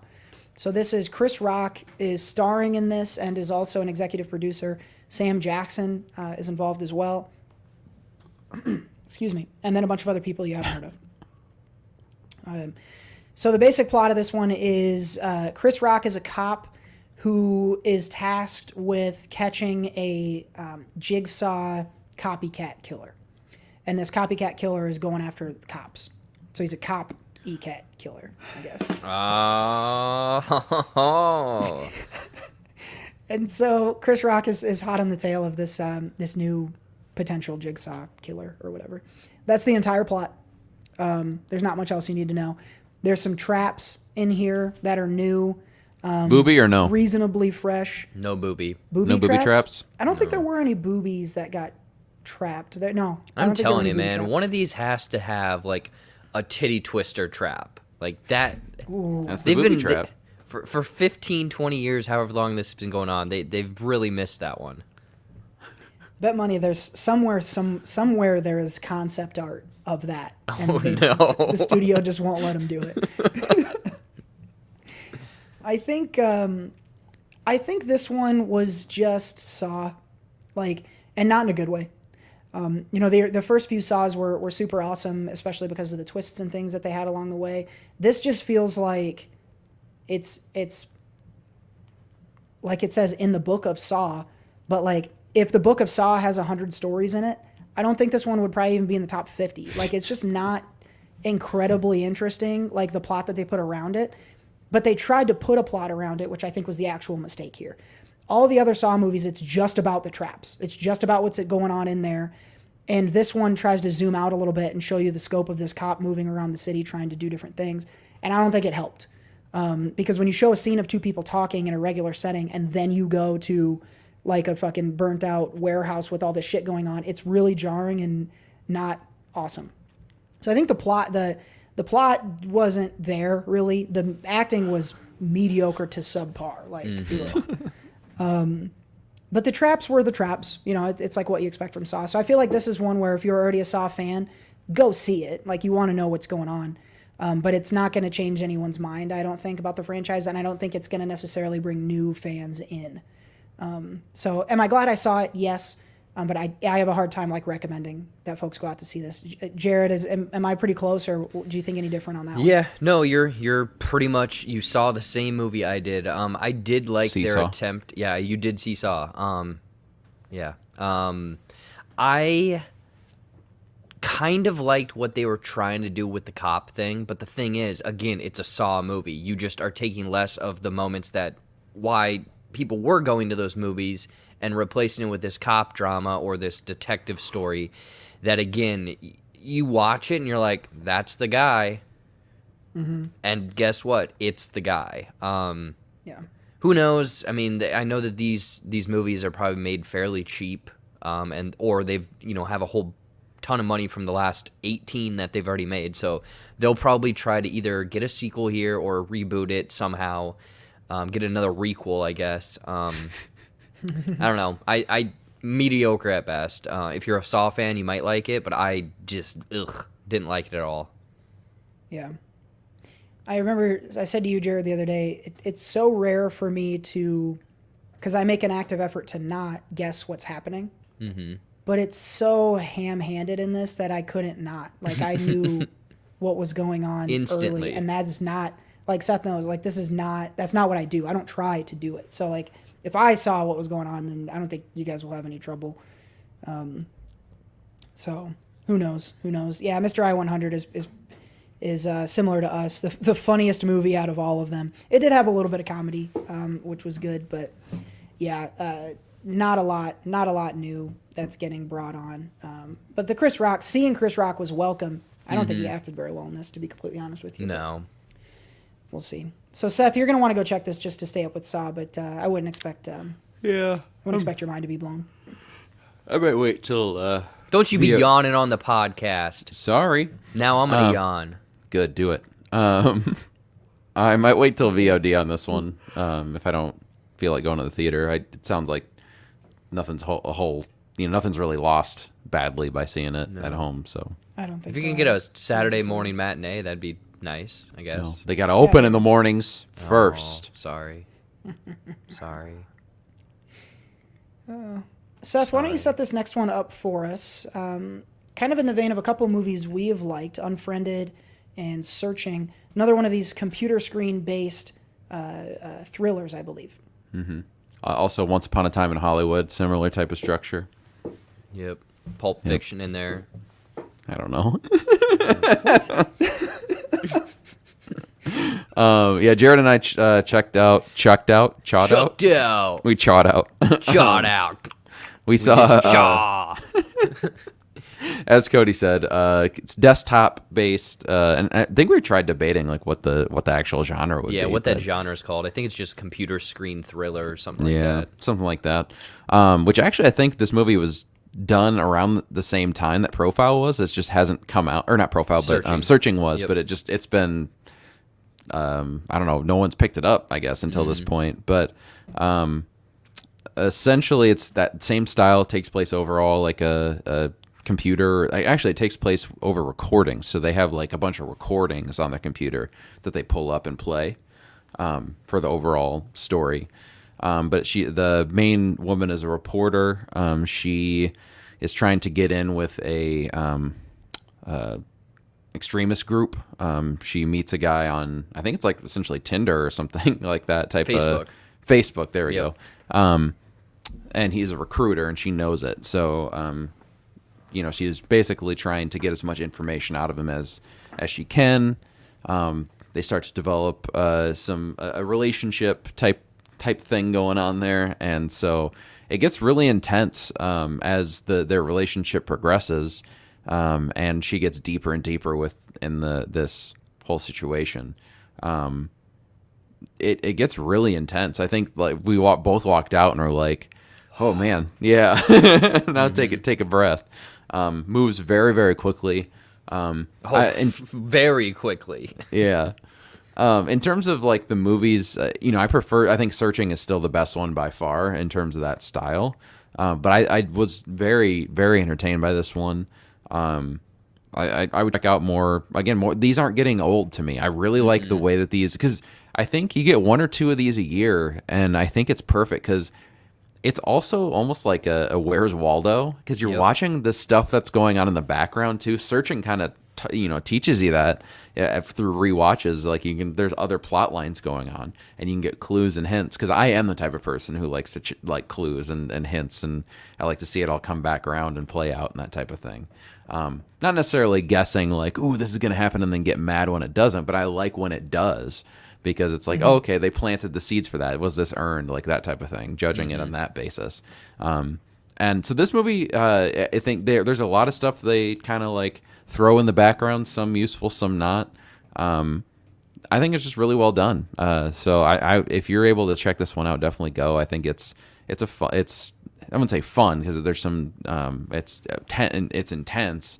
It's a fun ride, I guess to say, but.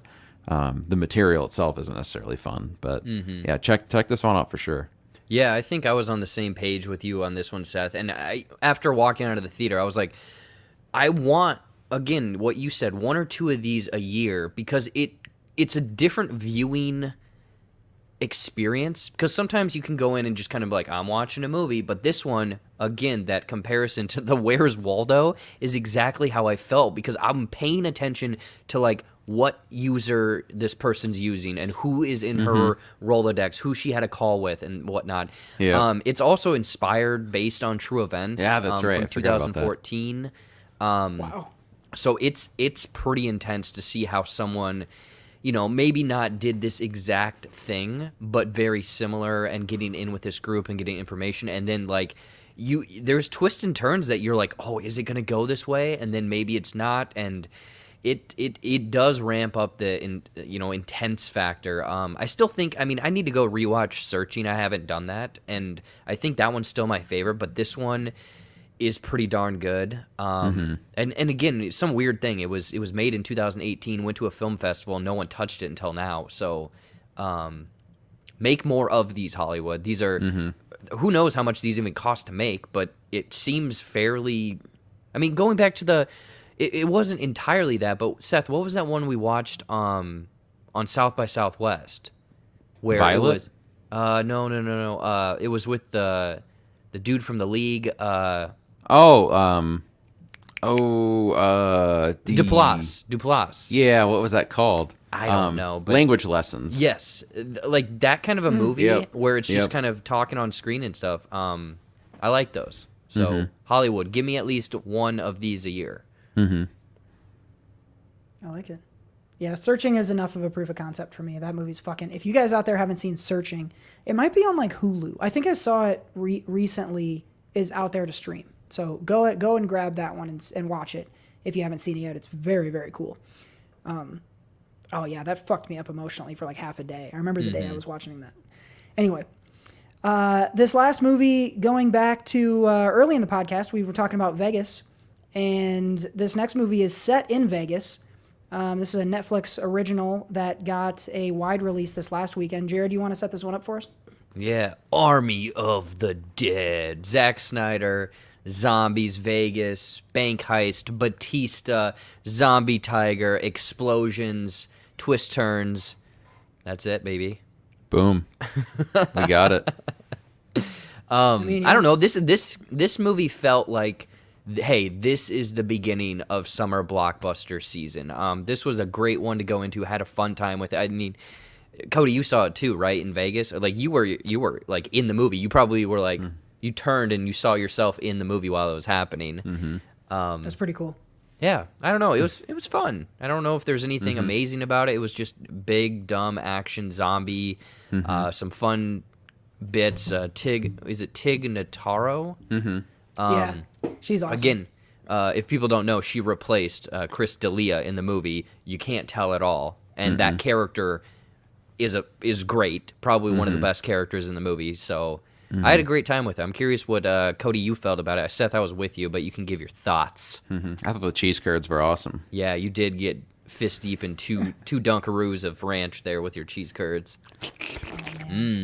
Double cheeking it like you're getting ready for winter. That's what I'm fucking talking about. I didn't know about the Chris D'Elia part, but I can say with damn near certainty, I would have hated Chris D'Elia in the same role. I liked Tig, but Chris D'Elia and the type of character with his face on it, that would have just annoyed the shit out of me.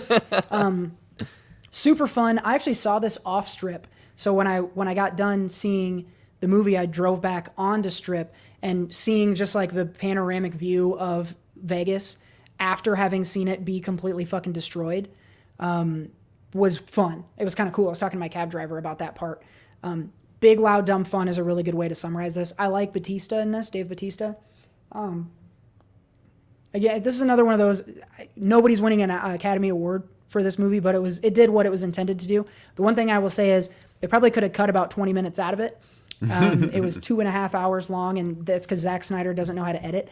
And I started to count, there was at least, I think, 3, maybe 4 scenes where they played an entire song and showed like people doing like something. gearing up or Yep. whatever. No dialogue, just a whole fucking song, like the Hallelujah sex scene in Watchmen. They had a bunch of those. They weren't sex scenes, but that was weird. I was like, someone get this guy a fucking editor or something. He could have done way less of this. But I liked everything I got. I didn't end up being upset that it was that long. I liked everything they did. There's some genuinely scary shit that happens in this, but most of it's just like awesome masculine fucking energy, and that's what I was looking for that day. So that was good. Yeah, I echo a lot of the sentiments. I'm happy that Batista got to lead a movie. I think he does well enough in his movies. He does the job. He's not the best actor in the world, and maybe he keeps working on smaller roles and things, and keeps working towards that part of the acting. But in this, he does exactly what he needs to do. I think this is a good audition for like a Gears of War movie. For him playing. Hey, thank you so much, dude, for the super chat. Keeping the lights on around what were here, you dude. watching? Shouts out. Love it. Thank you. Appreciate it, sir. But I think this is a good audition for him for doing like a Gears of War movie or something like that. I think that'd be really cool. So because I'd seen that they were talking about that, or he wanted to do it or something. So he's been pushing for that for a long time. They offered him I think they offered him a part in Fast and Furious a handful of years ago, and he said, "I don't want it. Make Gears. I want to be in that." So, I guess I agree with you though, Seth. I think there's enough in here that would translate well to Gears, including some of the zombie shit because they're not too different from the enemies in Gears of War. That was the other thing is I really liked the zombies in this too. I think. Yes, there might have been some flawed logic at times with the zombies in terms of how they act and things, but you actually, without them saying any words, you got a story out of the zombies and like kind of motivations and like how they work and all that stuff, which I thought was pretty cool. Plus, zombie with a cape is pretty dope. Yeah, hell yeah, man. Give me that cape, baby. One thing I will say that I connected to like days later was the opening is the exact same opening generally as Eight-Legged Freaks. I see. I don't know if I could. Oh, I would never I notice don't know that. I don't even know if I watched Yeah. that movie. I probably never will because it's fucking about spiders. Don't do that. Don't do it. You know what's funny is I think I don't know if this is a spoiler or not. I'm gonna not say this because I'm afraid it'll be a spoiler for some people in the chat. But I have a 1-sentence take on this movie that I think is dead the fuck on. I'll tell you guys about it later. Anyway, that is Army of the Dead. It's getting a recommend from us. When you get a chance to watch it on Netflix, it's a recommend. But if you can get to the theater and see this, I don't know if that's even an option anymore. If so, do it. It is made to be big and loud, and it's super fun to take it in that way. So Yeah, if you're wanting to watch it on Netflix, it's on there in 4 hours. there you go. 4 hours. Do the countdown. We better get done with this show before that comes along. Before we get out of what did you watch though, Jared, you wanted to highlight a Netflix series that is back for season 2. Oh yeah, I can just talk about it quick. It's season 2 of Love, Death, and Robots, I believe it is. Robots? And I mean, if you liked the first season, you're going to enjoy this one. I mean, it's bite-sized, kind of like 8 to maybe 15-minute animated episodes of stuff. There's one where it's kind of technology's taken over, an interesting one where a guy gets off a train, he gets lost in tall grass. One where it's like this sci-fi planet where a guy has like healing powers. Like some of them I'm like, I would love to see kind of a fleshed out fuller thing, but then again I think that that's the allure to these, that they're short, they're bite-sized. I still in my brain remember the first season being a little bit more superior to this one. There was some duds in this one, but it's fun. I mean, again, it's quick. You turn on an episode or two, boom, bam, you're good. Thank you, check ma'am. it out, people. Yep. And also, Jay, thank you for the donation, my man. Any plans to check out the Do Tour downtown? I heard that they were here. They're doing the last qualifying rounds before the Olympics, I believe. I might have to do that this weekend. Is it to see who can chug the most Mountain Dew in the world? No, do you know what it is? The Dew Tour? I think it's No. like Is bike. it like an It's extreme skateboarding. sports? Skateboarding? Yeah, it's skateboarding because skateboarding, I think this is the first year that it's in the Olympics. Oh shit! Yeah. Oh, that's pretty cool, So I might go hang out with Tony Hawk this weekend, fellas. There you go. man. Yeah. Get some You can go see birdhouse some kickflips. gear. The next Spider-Man might be over there working on his kickflips. There you His web go. swinging. Wow. Shouts out Jay Manley. Appreciate the super chat, my brother. Thank you very much. Let's see. That's all of our movies. So Love, Death, Robots is on Netflix along with Army of the Dead. Both of those getting a recommendation. Profile is in theaters, getting a recommendation. Spiral, you can go see it if you want to. That's going to do it this week for What Did You Watch? What? All right, folks. Well, we're out of time and just about done with this episode. But before we go, as usual, we got to leave you with one more thing. But I'm down to one more thing. My one more thing is I am going to come clean to you all as a person who is an absolute fucking sucker for social media ads. Oh, no. It occurred to me this morning, I spent probably about $250 last month on things that I saw online as like how I was introduced to them. Cody, they have now- you now.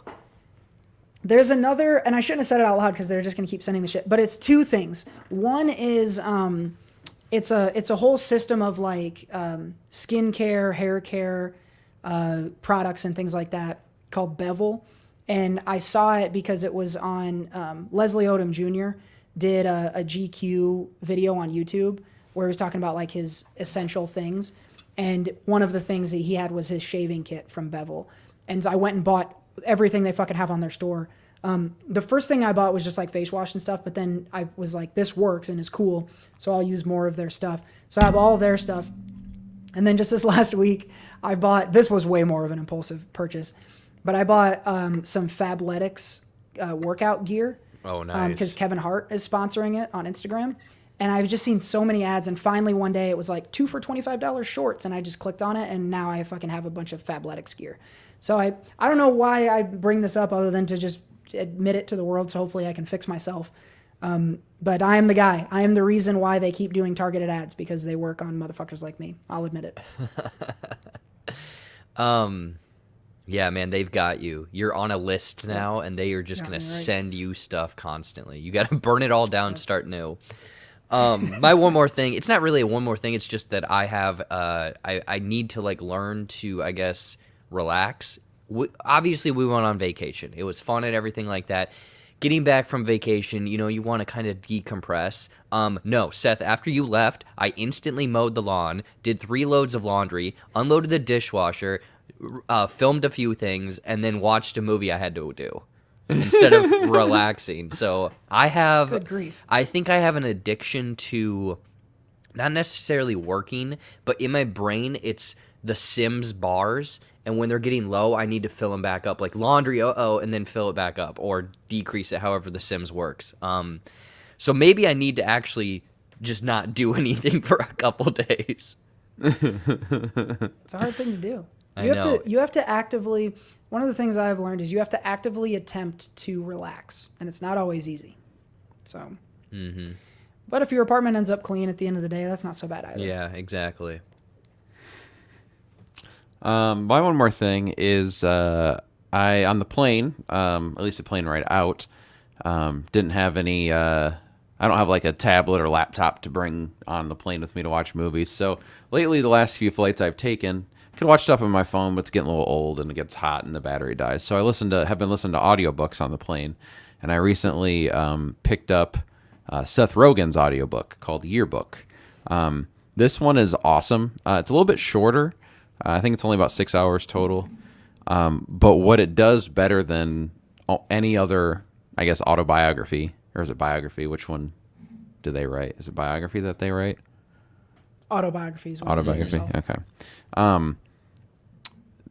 So he reads pretty much all of it, but then also I think how the book is written, there are almost like scenes that he writes out of like, him as a kid. Like he talks about him watching TV with his grandpa, and so he has someone play his grandpa and someone play him as young Seth Rogen, and he'll have like his grandma, have someone play her. So he has like characters as he's talking about certain situations and scenes, things like that. He has like actual actors come in there, even like Billy Joel. He talked about one of or Billy Idol's song Moni Moni. He actually is in there and sings part of that song in the audiobook, like actually Billy Idol. So it's really, really cool. And there's some like background music and things like that. All on top of all that, it's hilarious. It's super funny.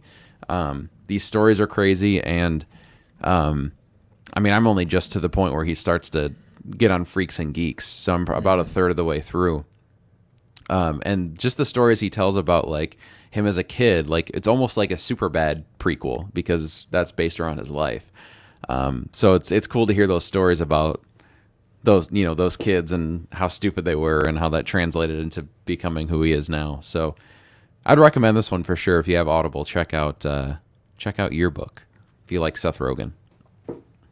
Fuck yeah. That's a good audiobook recommendation there. Sponsored, of course, by audibletrial.com/SoCo. Get over there. You can get that one for free. Free! Waka waka. Mike Mike and Kyle shouting out Project Hail Mary in the chat. I mentioned, I think on a couple weeks ago, I have a copy of this. I have not started it yet, but since you guys are both enjoying it, I'm putting it in the queue. I'll crack it open this weekend. So looking forward to that. Jared, looks like you got some weekend plans. You and Abby going to go get some pedicures so you can decompress a little bit. That's going to be a nice Yeah, I one. might have Be nice. to. I know that, I got weekends free now. It's good to get a pedi every now and then. Jay and others saying that I think you guys have a good idea here. I need to become a spokesmodel and start selling you guys some things here on the show. Abby had mentioned she thought I was going to buy women's leggings. I did buy the women's leggings, but I also bought some men's ones. So some of both there. But I didn't know that Fabletics had men's stuff, and Kevin Hart told me either. Anyway, that's besides the point. Buying new swag from Instagram. We're listening to Seth Rogen's audiobook and relaxing all weekend. That's going to do it for this week's One More Thing. But I'm down to one more thing. That's going to do it for episode 196 of the SoCo Show. Want to give a big shout out to our audience this evening who's joined us live on the J-Buck Studios YouTube page. Jared Buckendall. Shouts out to all of you for joining the conversation in the comments. As always, it's been a real blast having you. Want to thank all of our sponsors as well as our anchor wankers. Really appreciate all y'all contributing to the show in various ways, helping us keep it going and growing. As always, we hope you'll share this episode out with some friends, help us grow the party a little bit for next time. Don't forget to hit that like button while you're here on YouTube. And also, don't forget to set your calendars, set up a reminder, do whatever you got to do to join us on Thursday, June 17th, episode 200 of the SoCo Show. Lots of big time shit is in store that we cannot wait to share with you. And we're hoping to have some new music for you as well. Glizzy's for Breakfast, we hope will have premiered and hit number 1 as well. So all of those things, we appreciate y'all for joining us. Back in 7 days with an audio-only episode 197. But for now, I almost cut you there, Jared. JB Shorts channel just dropped in the chat. Click the link there. Don't miss out on Jared's shorts. If you're not on TikTok, you're missing out on a lot of that short-form content. You can get it right now on the J-Buck Shorts channel, which is not this channel. So make sure you get both. And then you can keep up with everything J-Buck. Am I missing anything, Jared? Nope, that is it. Basically, just started. Didn't want to flood this channel with a bunch of small form stuff, so jump over there. Bite-sized content every single day. And then you also can go to the, if you don't want to go to the J-Buck Shorts channel, you can go to the J-Buck's Underwear channel, and that's his OnlyFans. So Yeah, I actually do try-on videos where I go and buy a bunch of stuff. You know, Fabletics is now on the list, and I try it on for you. Patrons get the full nude version, but I will have to be upfront with you. My basement's very cold. Yeah. It's true. Way to get ahead of that one. Pal. All your OnlyFans subscribers are like, Please, show me your dick! Oh, yeah. sell them a $40 They're post getting for all that. 3 inches of it. Oh my God. Well, again, thanks, folks. Don't miss What's going JB Shorty on YouTube coming soon. Thanks again for joining us. And that's going to wrap up episode 196. So for the bro host, Jared Buckendall, and the so-host, Seth Ott, I've been the co-host, Cody Michael, and we will see you next week. Bye.